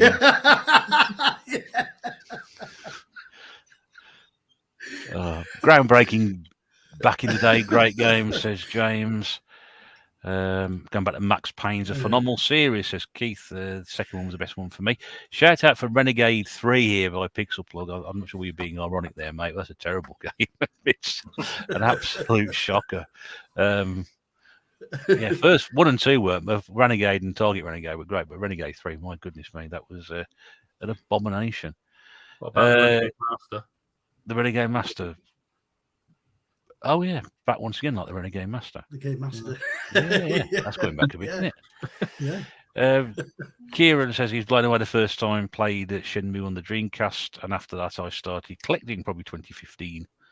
And just putting coins in the 20p machine, trying to collect the Sonic toys. Kieran got my comment. Yeah, about the little eggs, wasn't it? There we go. It was emotional. Collecting those little egg toys. There we go. Emotional. We run out of money. Don't worry about your dad. You got to collect little Sonics. We got a shout for Yakuza. I know. You're welcome, Stuart. Pete knows that one. Yeah. James is just sitting in the corner making quotes. Father, stay back, Ryu. For the last time, where is the mirror? How dare you, Sean? Have you seen any sailors? The best line in acting. Imagine a kid running around town going, "You tell me where the sailors hang out." You call social services, wouldn't you? A kid with the deepest voice in history as well that can kick anyone's head in the village as well. He's like 15 or whatever. In the wash bin. There's one in the wash bin, wasn't there? One of those scrolls in Shenmue. Shenmue equals the forklift simulator. Oh, good that part of it. Forklift simulator. That's because you wanted to drive a forklift at work. I remember one bit as well. One bit I remember about it as well is the fact that it was set in like 1983 or whatever, but he had a Sega Saturn in his front room. Isn't there something about Shenmue where the weather, there's something to do with the weather where it can be exactly the same as that year, whatever the day was? There's some kind of like weather thing going on with that. I think these like in that area it was Japan, wasn't it, the first one? Yeah, the weather was accurate to how it was. Yeah, in real life. Thank you. I was like thinking I dreamt that for a minute. I'm sure that's true. There were millions of little like amazing things to put into that game like that, but they just completely didn't spend any money on voice actors. I think it made it better. They didn't spend money on voice actors. It did. It wouldn't be the same if it were serious. Right, Rob, what have you got for the next? Next one. Yes. If I said best antagonist in gaming, might pop into your head. And if you say anything else, you're wrong. I was thinking that. Far Cry 3. You know what I mean? Oh, easily the best. Still to this day. But yeah, I mean, they put out games since that have been good and that, but still, to me, this is the peak. I absolutely love this. I sunk hours into it. Even beyond getting 1000G, which people seem to think I always stop out. I don't. I played everything in this over and over again. Absolutely loved it. And when they made another version of it called Far Cry 3 Classic, was able to play it again for 1000G and just play it even longer and longer and longer. But yeah, no, Voss is just such a great character, and I always put him down as arguably the best antagonist in gaming. A lot of people seem to forget he's not actually the main villain. I think the main villain, that's a really boring character. But he's absolutely brilliant, isn't it? Was the definition of insanity line? Fantastic game. Voss. I thought you said a vast then. I thought he's like a pirate or something. He is, actually. He's a pirate, isn't it? Oh, well, there we go. Could I just say, and this may sound like completely ridiculous, but why not? I have looked at that cover hundreds of times, and I've never noticed a head buried in the sand. You know what? I was just thinking the same. I've never noticed that head buried in the sand. I don't know why. So there's an achievement for finding it in the game as well. Sorry? There's an achievement for finding it in the game as well. It's actually there. You just take beach holidays a bit too seriously. It looks like an episode of Bear Grylls Survival Island has gone horribly wrong. But cut the people. I mean, I'm guessing this is for a quote from the game. You want to know the definition of insanity? Yes. Yeah. Because I've not played it, so I don't know. No, and Sephiroth is a far better antagonist of us, like last 2 minutes. No, halfway through the game's hardly 2 minutes, but yeah, Don't know. He's so good. Though. I can't remember the name of the actor, but he's in a lot of things as well, like live action stuff, and he's always great. He's in Orphan Black. He was in one of the Spider-Man films. I can never remember his name, but he was a really good actor. Tobey Maguire. Yeah, it's Tobey Maguire. Yes, yeah. Got random quotes here. Doing the same thing over and over again and expecting different results. Is that what Graham Potter does? Not anymore. Michael Mando, that's what it is. Mike's come through. Oh yeah, Mike down the bottom. Yeah, Michael Mondo. I'm pretty sure it's Mando, but yeah, that's the one. Orphan Black's really good, by the way. You should watch it. I really enjoyed that. Yeah, the first series is really good. Series, but I love that. It can't be a pirate. He's got no parrot. Yeah, that's another one. Does that mean James is a pirate? No, he's got no eye patch. He's what? He's got no eye patch and no wooden leg. So we can fix that. No point during the game does he go Origin lad. Probably. He really should. He really should. Keith's now quoting Kevin Keegan. Is Kevin Keegan in Far Cry 3? No? I would love it if we beat them. I would love it. There we go. I've got to call James out on this. Again, wasn't it? Yeah. I've got to call James out on this. Far Cry on the Wii is pretty good. No, it's not. It's a broken game. There's no AI in it whatsoever. They stand there so you can shoot them. They don't shoot back. It's the only Far Cry game I've played. I thought, I don't see what the fuss is about this. Far Cry. But I shoot back. He enjoyed it. He's really good at it. Then. Well, yes, I can't say. Well, I didn't get some enjoyment out. I thought this is quite easy. This is quite good. But then I read about it, and it's an absolute broken mess of a game from what I understand. Anyway. Russ, would you say it's a far cry from the Xbox version? I would do. I would do, but I'm glad you said it. A couple of the people just posted some of their game series before we come to the next one. Some series I'm very fond of, says PJ Venom, Tenchu, Metal Gear Solid, Mass Effect, Dragon Age, Borderlands, Dishonored, World of Warcraft, and of course Resident Evil. And there's a few games to talk about. Last week, we're going to get through every single one of these. May not get through all three, I don't know. Keith says Tomb Raider 2 being an all-time favourite. Danny says Street Fighter, Mortal Kombat, Soul Calibur, as he enjoys his old one-on-one fighters. Ironically, number 3 as well. Ah, yeah. Have you got that one, Andy? We may see it.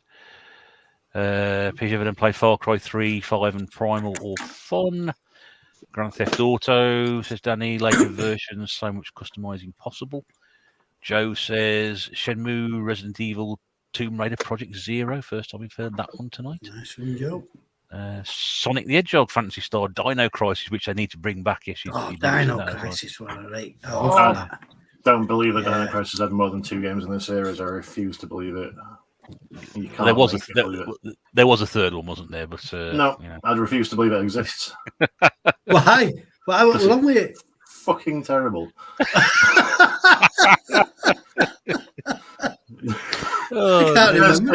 The first two are really good, like Resident Evil style games. The third one made it Xbox exclusive, and they put it in a spaceship, and there were no actual dinosaurs in it. They were just big mutant lizard things. You had a jetpack, and you could fly around in your jetpack in this spaceship shooting space dinosaurs, and it was just, oh my god. Space dinosaurs. Space dinosaurs. Space dinosaurs on paper sounds amazing. I see. Ross says really loves the Forza series, both Motorsport and Horizon, even though the last Horizon one was a bit naff. Kieran says Forza Motorsport 2 still the best in the series. Steve says we need a new Manic Miner or Jet Set Willy. Well, they got it on the Game Boy Advance. They redid Manic Miner on the Game Boy Advance, didn't they? They did Manic Miner on the Amiga as well. So there you Completely go. different game, yeah, and not very good either. Phil says technically there is a Dino Crisis. There are 4 Dino Crisis games technically. Yeah, Dino Stock is also terrible. Dino Crisis, I wish would be the next Capcom remaster. That was Dino Stalker. Yeah, the light gun one, wasn't it? Yeah. And Tekken 3, best fighting game ever. What have you got there, Rob? Just out of interest. Tekken 3. Tekken 3. There we go. Do you know what? Nice got You Tekken said 3 the as third well. one in the installment. I grabbed it as well. There we Because go. That's actually Yeah. still my original one I bought on launch day from back in the day. Waited outside Virgin Megastore for it to open and everything. That's the days, weren't they? Those were the days. You used to do things like that. Now you sit Working there. 2 for 30 as well. Right. On to myself then.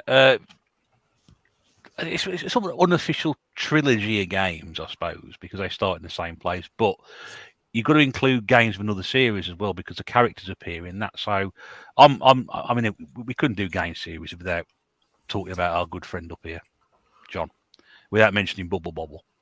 And Bubble Bobble, Rainbow Islands, Parasol Stars, that trilogy games there, but also the Bust a Move series, where the Bub and Bob were the characters controlling the arrow shooting the bubbles.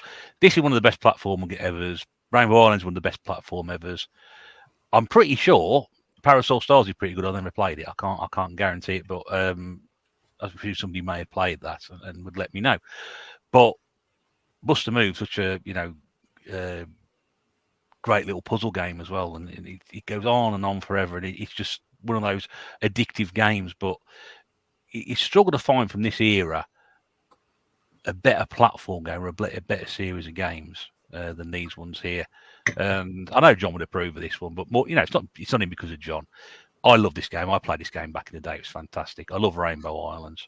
I've got the PC Engine Mini with Parasol Stars on it, so I must give that a go one of these days. But as a genre, it's highly regarded and held up on the great examples of what it is. So much joy. The music, the graphics, everything. Just quality gaming from back in the day. I've never played Parasol Stars though. No, I haven't. I missed it when it came out on the Amiga. So I played Bubble Bobble and Rainbow Islands both on the Amiga, and I didn't get Parasol Stars, and I really wanted to do it. So when it came out on the PC Engine Mini, I was like, "Oh, great, that's in there." I'd like to get a copy of it, wouldn't I? But I think it's because it's quite expensive, so I think it is anyway. A bit more of the costly titles anyway, but definitely happy playing those games. The music is great, the graphics are great. It gives you a whole wonderful experience. And Bust Moves like basic puzzle game, but I love puzzle games as well. Yeah. And you could literally play that on your computer now. Just type Bust a Move into your Google search, it will come up, and you can play. Flash game. It's just so easy and so straightforward. But addictive. Very addictive. Yeah. Right, Nath, on to you. Cool. Okay. Well, Rob stole that one. But fair play. That's Tekken 3 is probably like one of the best ones out there.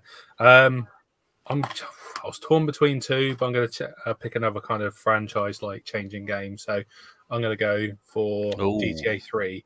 Not being my favorite by any means, but when this came out, I think I went out to get it on launch day and just played it all night. I actually just stayed up playing it all night with a friend because it was just so different from another bird's eye view of the original Grand Theft Auto game, which was one of my favorite games on the PS1. And when you look back at it now, it looks so kind of old and dated, and the map's like tiny by comparison to everything else. But back then, when you're going from, I suppose, the most 3D game that they had out at the time was Driver 2, which was awful. Like when you got out of the car, it was just like a block man just running around. That was just much more detailed. That just took it to the next level. It was just like a real wow moment for playing that game. So I'm going to put GTA 3 in the ring there. Not necessarily like the best one in the series, people say, but again, it just changed the kind of direction of that game from being kind of a top-down view of just driving round to, just what it is today. And I think PJ Benefit blew my mind. Games. It changed gaming, in my opinion. Yeah, it did. It was to show you what gaming could do if they put mind to it. For PS2 as well. Like before that, like I didn't find anything like it. There was just nothing like it. Like I said, the closest one was Driver 2, and that was kind of all really in the car. Like the outside part of the car was just rubbish, really. Yeah. It's dreadful. Yeah. We've got lots of things people are saying. Sequel to Star Wars Republic Commando, says Kieran. Trevor's here. Trevor from Coventry, everybody. Welcome, Lord Trev. Good to see you, mate. Yeah, get in contact. You got in contact with my video, Trev. Get in contact with me about coming on if you want to do that. Forza 2 with the wireless 360 wheel. Keith mentions the Crash Bandicoot PS1 trilogy. Oh, yeah. Yeah. I forgot about that. Yeah. Well, we won't get through everything, will we, Simon? It's, No. it's one of these. Keith likes a bit of bubble bobble. Phil says Buster Move on PS1 was great. That's what I played on mainly. Question. Best game that never got a sequel. I'll name New Zealand Story or Neo Turf Masters as my picks. Wow, New Zealand Story is a good shout. They never got a sequel for that one. I think. Argument over. Sorry, Rob? Bully, argument over. Yeah. Yeah. Yeah, that's Still good. Only because I can't think of any. But yeah, I'm not going to argue. Can't think of anything else, really. Lemmings? Spice World? Anybody?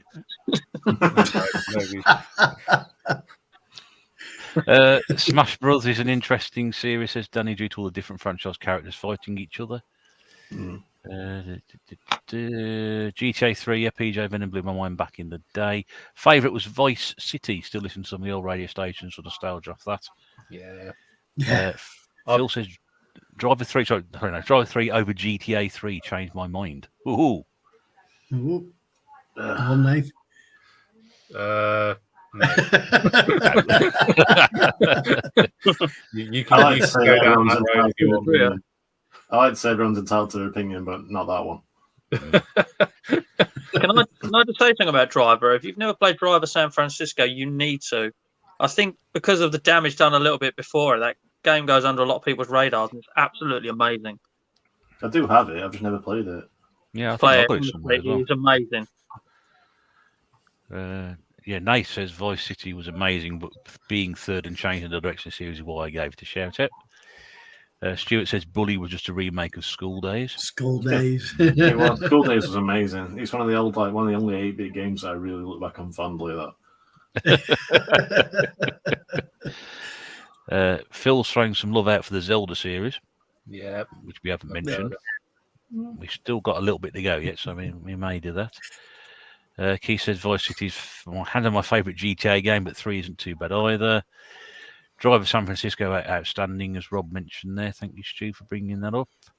Just kidding, Driver 3 swapped it for Black Hawk Down DVD. Oh, dear. Good trade. Mass Effect is the best series by far, in my opinion, not including Andromeda. That was terrible. Yeah. Right. Pete. I'm going to pick, because someone's already mentioned it in the chat, Mortal Kombat is one of my other major franchises throughout that I've always loved. I'm not going to say the third one's the best one, because I think I know a lot of people say Mortal Kombat 2 is the best one, but I think basically up to Mortal Kombat 2011, the series just kept getting better and better until that game, and that's where it peaked for me. But yeah, as far as fighting games go, it's especially more recently, a lot of them are more sort of geared towards online play, and there isn't a lot for single player gamers like me. Mortal Kombat really does cater for that, with a sort of in-depth story mode in the last few games, all different kind of challenges for you to do single player and everything like that. There's enough to keep you going as a single player gamer. Not to mention that, but the storyline is really good if you really want to, really dig in. The gameplay itself, I mean, the last two have dropped off a little bit, I think. That's mainly in terms of the story and the tone of it, really, that didn't interest me as much. But the gameplay since it went back to sort of a 2D fighter kind of thing,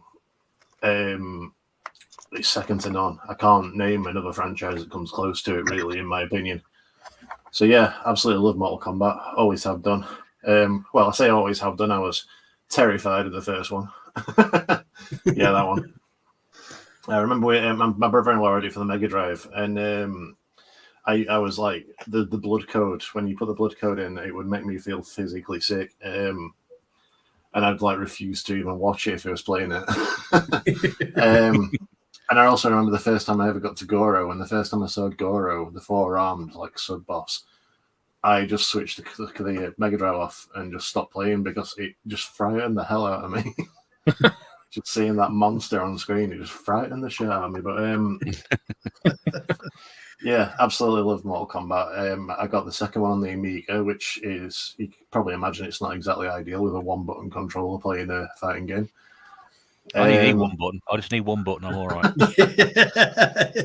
And yeah, I've just never looked back. I've had every single one since. Still got every single one. I just love Mortal Kombat. It's great.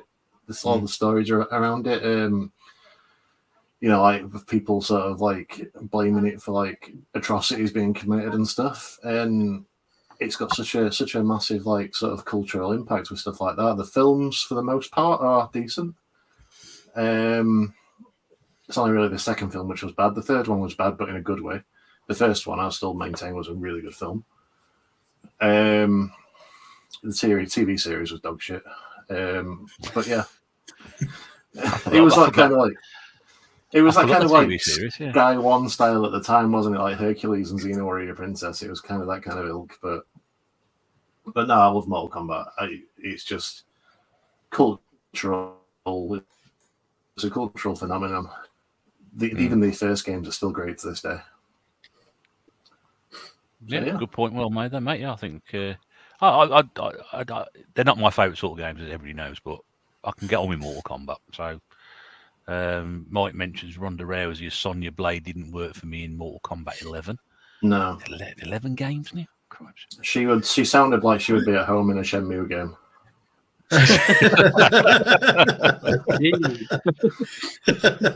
You like sailors? Duncan says, I'm going to throw the Wario Land games in the ring, all four of them. I've played the second one I've got the second one on the Game Boy. It's a great little game. That really is good. Keith's gone or going, so thanks for calling in, Keith. Good to see you here again, mate. Keith. Possibly we may have covered this one before. Trev said, have we mentioned Gears of War yet? We got Rob on the panel, Trev. Of course he's mentioned it. Bring it back if you want. Yeah. We haven't got around to Sean yet, but Stu says, I can't believe nobody has mentioned the Horace series. We don't want to talk about it. We don't want to get sued. Yeah, I was going to say contractually obliged and legally we're not allowed to talk about it. How many cycles does it take to load, Sean? Yeah. Speak to Sean, it's your go, mate. What have we got next? Well, I've got a little challenge for Rob. See if he can dig out the case for this game. Oh dear. or at least somewhat close to it. And I've drawn a little picture as well. Are you ready? Oh, hang on, artwork as well. Hang on a second. There we go. It's like Art Attack, isn't it? Tony Hart.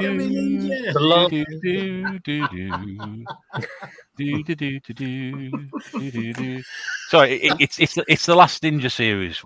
Last Ninja series. Was it? I thought that was a burqa.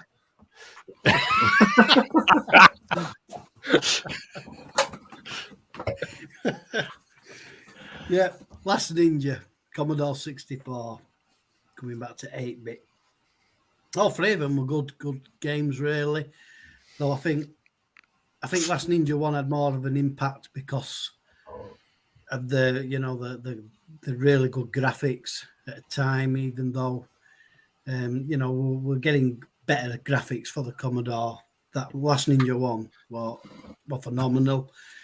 Lovely colours on it, and the gameplay, although it's a bit hard, it's still a great game. Some of the puzzles are a bit hard to solve, but yeah. Number 2 takes us into New York, and we've got like a city landscape, and 3 it's just like woodland and rocks, but there's even it goes a bit daft actually, does 3 towards the end. The platforms, like you've got a space background, it's like set in space, which is a bit a bit silly, but it looks good. The graphics were nice. What's he found?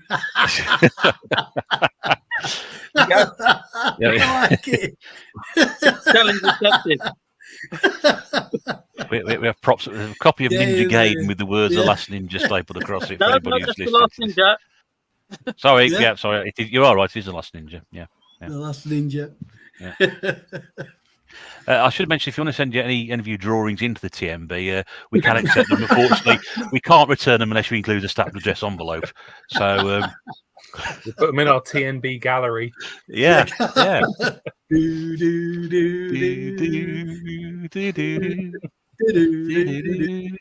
Anyway, yeah. Sing along with the TNB coming soon. Right, let's finish the Last Ninja in this room. Like, and I was just looking for it then. He said, "Did Rob find one?" I actually had one, but now I can't find it. Yeah, mine's in the other room, so I can't go and get it. But I thought Sean's drawing was bang on, really. Yeah. Let's see it again. Yeah, let's have a quick look again. Yeah. There we go.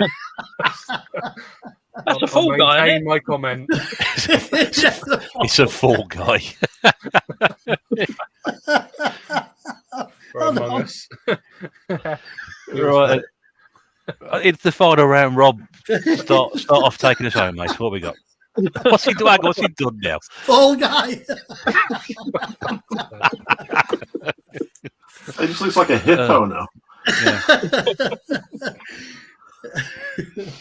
Oh, geez. Go on, Rob. Go on. Let's final round then. Let's see what we got. Do you know? I guess the best in this series, I suppose, is preference opposing on track listing. So there's a bit of a giveaway. But for me, it's the third Legends of Rock. Good choice. Yeah, I just love playing Guitar Hero. I'm absolutely shocking at it, but I don't care. I'll whack it on a setting that I can just about manage to get through a song on and play the plastic guitar to my heart's content. But yeah, no, this is the one. It's just, it's got Through the Fire and Flames on it. It's got Pearl Jam on it. It's got, it's just an amazing track list as well. Is that Sean's Ninja there poking out the side?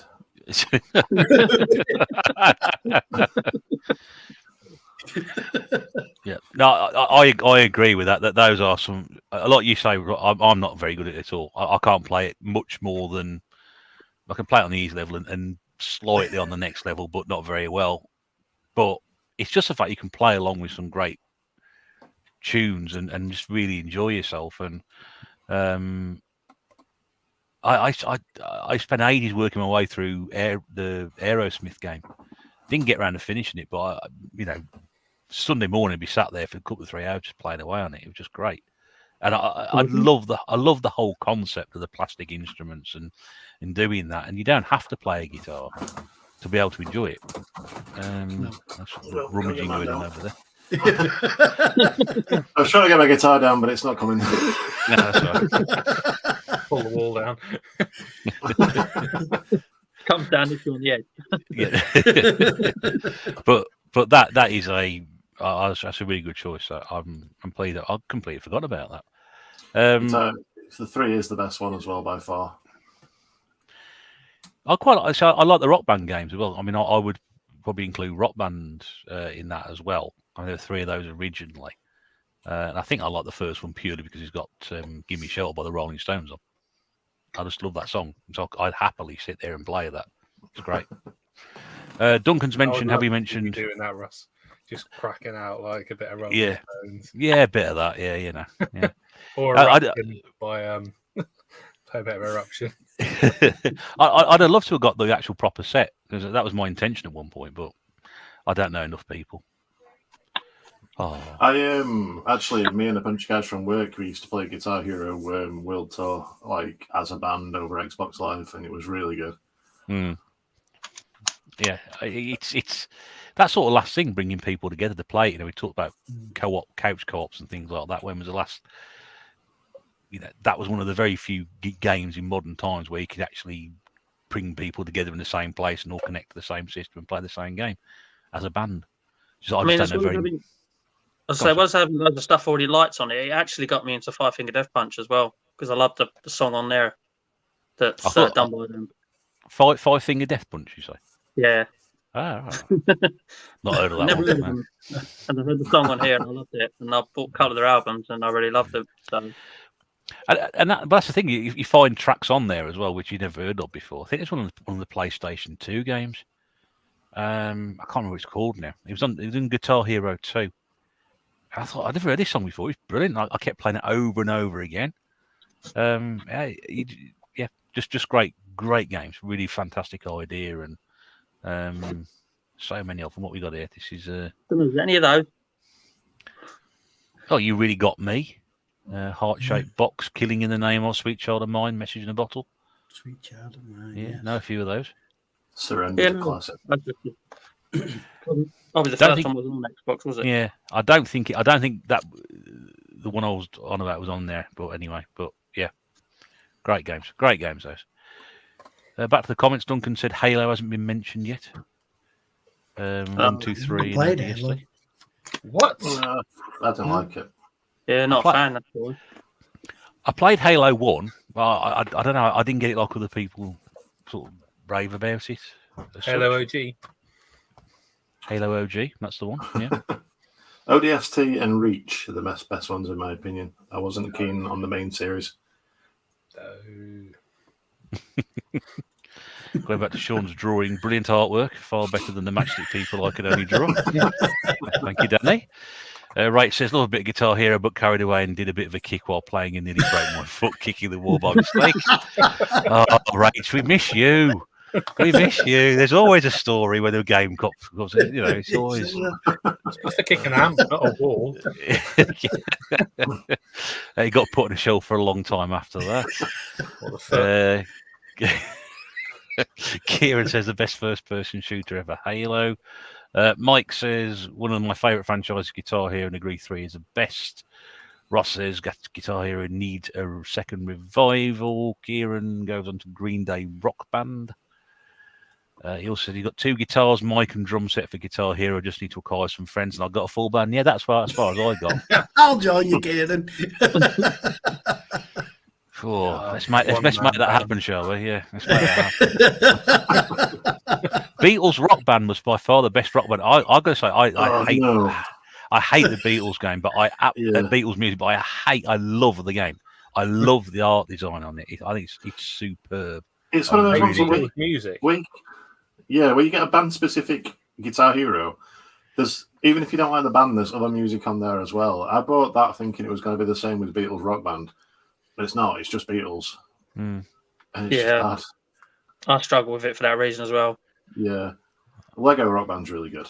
Oh yeah, I like Band Hero as well. Yeah, I love Band Hero. Crossing up. It's got Wannabe on it, hasn't it? It's got but it's got a real mixture. It's not like focus on the guitar stuff. So the problem I find is, particularly like Guitar Hero Warriors of Rock, I don't like that game at all because I don't really know much of the music on there. But anything which is a bit more generic or mainstream, it's more things. That's why I love the Lego game and I love Band Hero because it's just a lot of generic titles on there. Jackson 5 and things. Yeah. There's an achievement on Band Hero as well, which is worth something like 730 gamer score as well. just for one achievement. Just want to get some friends together to actually join a band because that's really hard to achieve once. Very, very quickly going through these, we're going to try and get everybody in before we finish. Mike says Metallica and Van Halen ones are worth a play too. Trev says the Tom Clancy series Rainbow Six Ghost Recon. Kieran says Rainbow Six Vegas 2 is a beast of a game. Still play it online with friends now. Steve doesn't agree with Guitar Hero. He says he's putting on a bonfire with all the Funko Pops in this world.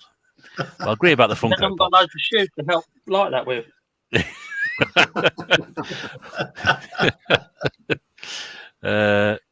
Is Tetris a series? Yeah, there's loads of them. Yeah. Wetrix, 3D Tetris, Tetris Party. Yeah, I suppose it could be. Pokemon. We haven't mentioned Pokemon. We can't mention everything. Yeah. Well, we said we couldn't mention everything, didn't we? It's not. Otherwise, we'll be here till WrestleMania 40. Have we not mentioned that as a series yet? No, I don't think we have. Well, no. It's the way it is. Kieran, Pokemon. I mean, I don't think any of us are particular Pokemon fans, are we? No, not at all. I like I've tried. Pokemon games. Yeah. I have tried to play Pokemon. I just don't get it. Yep, I tried it once as well. Didn't like it. I've tried it a few times. I've heard that. Yeah. Right. Moving swiftly on. Super Star Wars on the Super Nintendo. I'm picking this one because I want to lump a couple of Star Wars series in with this.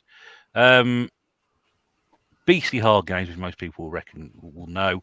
It's my aim one day to have all three of them boxed. I've never played the second or third ones off anything other than emulation. I mean, these are the sort of games that are really hard to make you cry. But when I first played this, it was just just blown away by it all. The graphics, the music. I know it was a hell of a game, and I played it again for the first time in ages, about 7 or 8 years ago, and I picked it up more or less straight away. It's easy going to pick up. It's just very, very difficult to do. I want to sort of mention the original Star Wars trilogy as well, the trilogy of games, the original 2 arcade games, Star Wars Empire Strikes Back, and there's a little bit of love for Return of the Jedi as well. It's not a great game, so I tried to do something a bit different with it, but I like those. But I mean, any game under the Star Wars banner. I mean, there's so many great, Rogue Leader games, Rebel Assault, Battlefront. I mean, I haven't played them all. I can't possibly do that, but there's so many great Star Wars games. It's one of those franchises that's been pretty well looked after when it comes to video games, and I'm very proud to have that. And like I said, I want all 3 in the box in reasonable condition. I think is the best way to describe it, because they are quite expensive games to get. I think you're certainly looking at about 40 quid for Empire Strikes Back in good condition. Boxed, and probably a bit more for Return of the Jedi, because you don't see that one very often. But Star Wars games in general, I absolutely love them, and I don't think there have been too many bad ones. I mean, there are literally tens and tens and tens of them. I don't know how many there are altogether, but I do like a bit of Star Wars. And throw Yoda stories in for that, because that's terrible. Well, yeah, like I said, not every single one is going to be a winner, is it? I'm not interested in any of these, the RTS strategy games. I mean, I even have a soft spot for Shadow of the Empire, even though it's not a particularly consistently good game all the way through. I think it starts well and gets worse as it goes along, but even then, I still love that. I mean, any game in Star Wars Trilogy Arcade, one of the best arcade games I've ever played. And the one on the GameCube, was it Rebel Assault? Rebel Assault, the first one that came out, wasn't it? The one that came at the launch of the GameCube. When I got that, I was just blown away by it. It was just actually a fantastic game. Is the arcade Rebel Assault was PS1? Yes, I know which one you mean. It's Rogue Leader 2, isn't it? Rogue Leader, yeah. Yeah, Rogue Leader. Well, Rogue Leader was on the N64, wasn't it? I think was that Rogue Squadron. Squadron was on the N64, yeah. Yeah. Stop getting Star Wars wrong. Yes, I know. Getting there. Sorry, Nate, you were going to say. Sorry. I was going to say, isn't the arcade one where you have the joystick and then you have to fight Boba Fett and Darth Vader and you have to move the stick a certain way? Yeah, that's right. Yeah. I went to an arcade place close to me and they had a cab of that. And there's in the Hoth level, there's certain points where you go around corners and there's just a snow beast there. Yeah. And I said, Nigel, just hold the joystick and just go like that. Just flap the trigger. Yeah. And guys like, I've never seen anyone play it like that. I'm like, yeah. Yeah. I had a friend who regularly, there's a bowling alley not far away from us. And, we used to go on Sunday afternoon, a few games of bowling, a few points. And after we finished bowling, he would go straight to Star Wars Trilogy Arcade every week, and he would play it and he would finish it every single time. Yeah, I used to do that as well. Like 50p, and I'd finish the whole game. I think on my last play in this arcade place, I think I was just out on Firing the Fighter on Torpedoes and just failed the last chapter. Gutting. Yeah. It's one of those games that you perhaps wish that had come onto the home systems, or they've been, something to port it over onto. It's like one of the lost unconverted games, I guess, really. Well, they've got a 32X one, but it's a little bit expensive to it's not quite. It's not quite the same. It's not the same as that one either. No. Snow Beast, Hoth Wampa. That's it. Well, it's whatever. It's been a while. It's a beast that lives in the snow. Same thing. I don't think you get too disappointed if you just call it the wrong name. You knew what I meant. Yeah, I know he didn't. You know what he's like. Anyway, it's your turn, son. Off you go. Is it? Well, go on then. Saying as everyone's mentioned it, we'll just throw in all the Halo games because the series needs mentioning. Go on then. Go on so, then. Yeah. So for the Halo games, the first one I played on the Xbox was just amazing, and the amount of hours I pumped into that game was unreal. It's just me and my friends, and the second one was the reason I actually got an Xbox. I got a Crystal Xbox for that. I remember this version going for the midnight release of the damn thing. Yeah, like getting a pizza and then just playing it till like the early hours in the morning. And the ironic thing is, I think there's more versions of this special edition copy there actually are of the standard release one. Yes, I think you're right. Yeah. Which is just obscene, but kudos to Bungie for actually doing it. But yeah, the second one was amazing. I've got the map pack for it, which you don't see too often. Yep. Sorry, I'm seen that. Just doing something. Okay, hang on. Maps are absolute garbage, but it's a nice thing to have. Like 9 extra maps in there, and Halo 3 again. It's like the reason I kind of like got a 360, because before this I just had the Wii and I really loved the Wii, and then played that on the 360, and that just kind of got me into like the online gaming like fix again. So yeah, the Halo series, when it was with Bungie, when I went to Halo 4, I just went down the toilet as far as I'm concerned. Like yeah, the early ones are really good, and yeah, I haven't played one since Halo 4. So yeah, Jar Jar and Binks. Yeah. They're not in the game either. Sonic hasn't been mentioned yet, says Danny. There's still time. We've got 9 minutes. He just has. Yes, true. Pete. Legacy of Kain. It's not Sonic. No, it's not.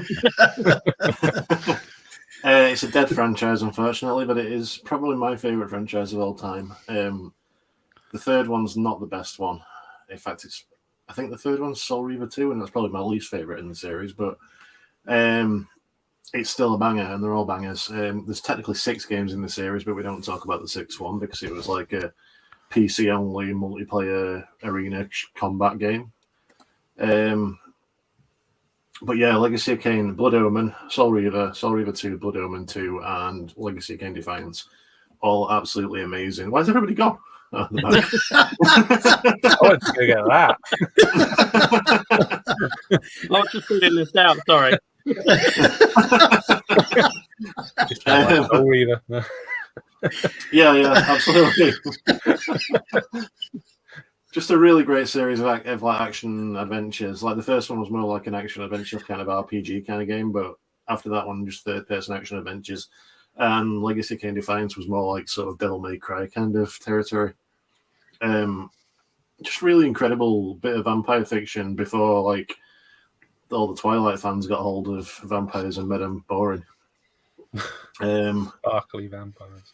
Yeah, it's a really sort of convoluted story about time travel and has some really deep lore to the world. And if anyone's not played Legacy of Kain games, the first one, Blood Omen's probably a little bit inaccessible now to newer gamers, but I do think people should try, at least from Soul Reaver onwards.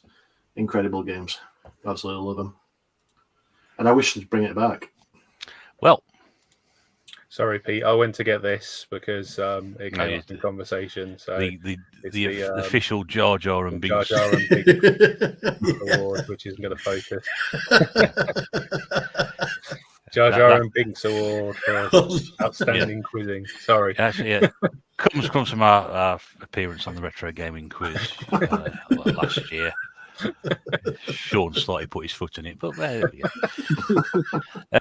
It set me up. Didn't even try. I didn't even try. Embrace the parent company of THQ of the Blood Omen rights now, so fingers crossed, says Stu. Yeah, it still don't seem to do anything with it. I remember Crystal Dynamics randomly brought out, I think it was Lara Croft and the Guardian of Light, they randomly brought out like some Legacy of Kain DLC for that. just out of nowhere. And that was like the first time the series had been mentioned for ages, and it's like basically the last time as well, apart from that crappy online game. Rach says she loves Soul Reaver on the PlayStation 1. Quick, I've got the Star Wars, original Star Wars arcade game. He's on the Cube Rogue Struggling 3 preview disc. Yep, I've got that somewhere. Brilliant at Soul Reaver games. Joe also likes Shadow Man. And Kieran says Soul Reaver as a kid, loved it, and had it in collection for years, but never actually played it. Oh, it's amazing. Yeah. There we go. Right, Sean, take us home. What have you drawn for us next? I don't need to say any words. I'm hoping he's drawn a picture. I'm hoping he's drawn a picture of a fish. I really do. Please draw a picture of a fish, please. I'm looking forward to it. Sean has drawn a picture of a fish. He, of course, has picked as his final game, Sega Bass Fishing. Sega Bass Fishing. Nice, lost it. And Rob's provided us with another visual. Legacy of Kane, Soul Reaver. There we go, with the last ninja pulling double duty. Why are you drawing pictures, Sean? Yeah. So, Sean, you're drawing a picture of a fish. It's a cod. Can you tell? It looked like a goldfish where I was sitting. Sean, cods don't look anything like that. Looks more like a halibut. Yeah. Oh, God. I don't need to say, oh, God. It's it's the best game ever. Oh, my God. Yeah. Why? Why is it the best game ever? Well, let's put it this way. I mean, particularly Warzone. I've been playing it non-stop for 4 years now? Nigh on 4 years. I've never played a game that long in my life. So it's got to be doing something right. Haddock of Duty. Yeah, Mike says Haddock of Duty. Joe also agrees it looks like a goldfish. So I'm the only one who's got a problem with it. Rob's got 45 Call of Duty games on the screen. There we go. It's got a lot there. Variations as well. Have to stand there and hold them. There you go. They're all just variations of the same game, though, aren't they? Yeah. All I've got to do now is not break. Yeah. Don't move, Rob, for the next 5 minutes. You can help it. The fish jokes are coming in. Halibut of Duty, Trawl of Duty. Well done, Rach. Oh, we've missed you. Yeah, go on. So go on. Very, very quickly. Why do you love the series so much? Just because they're so addictive. Well, I mean the campaigns as well, especially like the newer games, Modern Warfare 2019, World War II, Cold War. In fact, Cold War's probably one of my favourites now. Vanguard, and I've yet to play the newest one, Modern Warfare 2. But I am looking forward to playing that when I get it, when price drops, because I'm a tight ass. But yeah, I love the game series, but I'm not paying that for it. Yeah, that's the Yorkshireman coming out.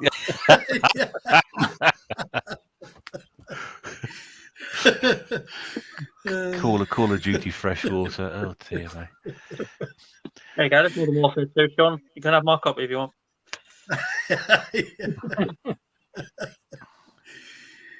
Also, just different shadow. We've got Modern Warfare 1 and 2, says Kieran, the best of the series. Woody Weeble says Modern Warfare 3 was the best. What's your absolute best, Sean? Your absolute favourite one? I think up to now, Modern Warfare 2019. But the more I play, like I said, the Cold War one, that really is growing on me. I love the weirdness of it. There's quite a few sections in the campaign that are quite weird. You're kind of on drugs. Your character's drugged up, but it's all a bit weird, but it's brilliantly done. So I'm just trying to eject. How do you eject an Xbox One? Which button? Oh, God, it's not. I don't know how to eject it. I'm sure Modern Warfare 2 that Rob's showing there is in here somewhere. But, Yeah. Top loader, He's sure. making that noise, by the way. The disc ain't in there. that's what, mate. What was that? If your Xbox is making that little noise, there's no disc in there. Oh.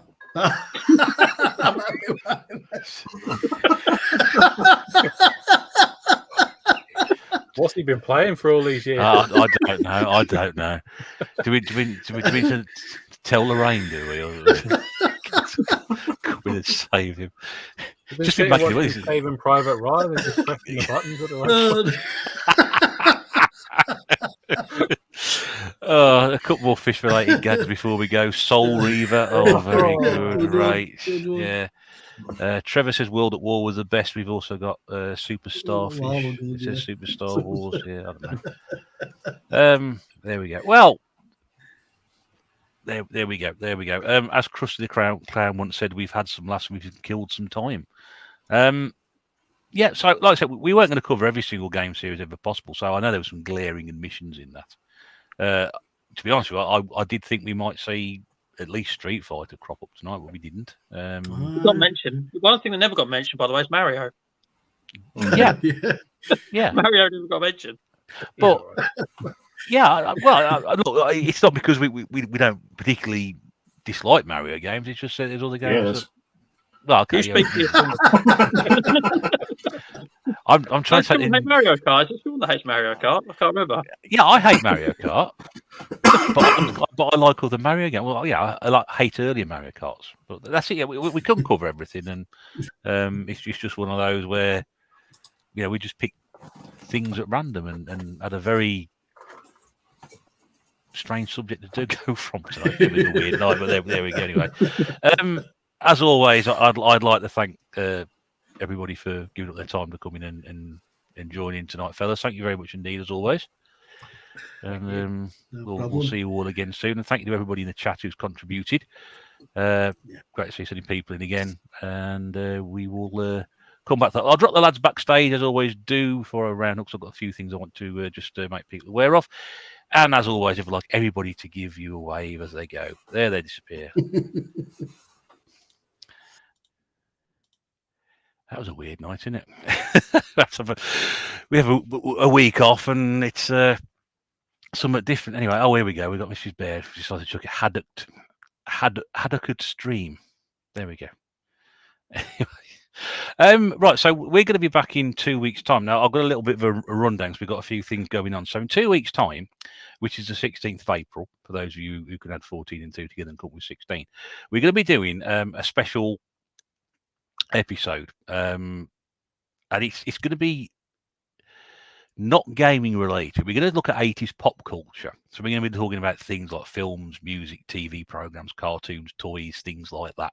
Things that were nostalgic from youth, because obviously most of us grew up in the 80s or the tail end of the 80s, highly influenced by it. So we're going to be slightly different for that one. We try not to talk about games much because we talk about games from the 80s quite a lot. So we're going to do a pop culture special. 30th of April, we've got a guest coming on, and we're going to be talking that age-old discussion, which is digital versus physical, but not simply a case of I collect digital, I collect physical. It's going to be a bit more to it.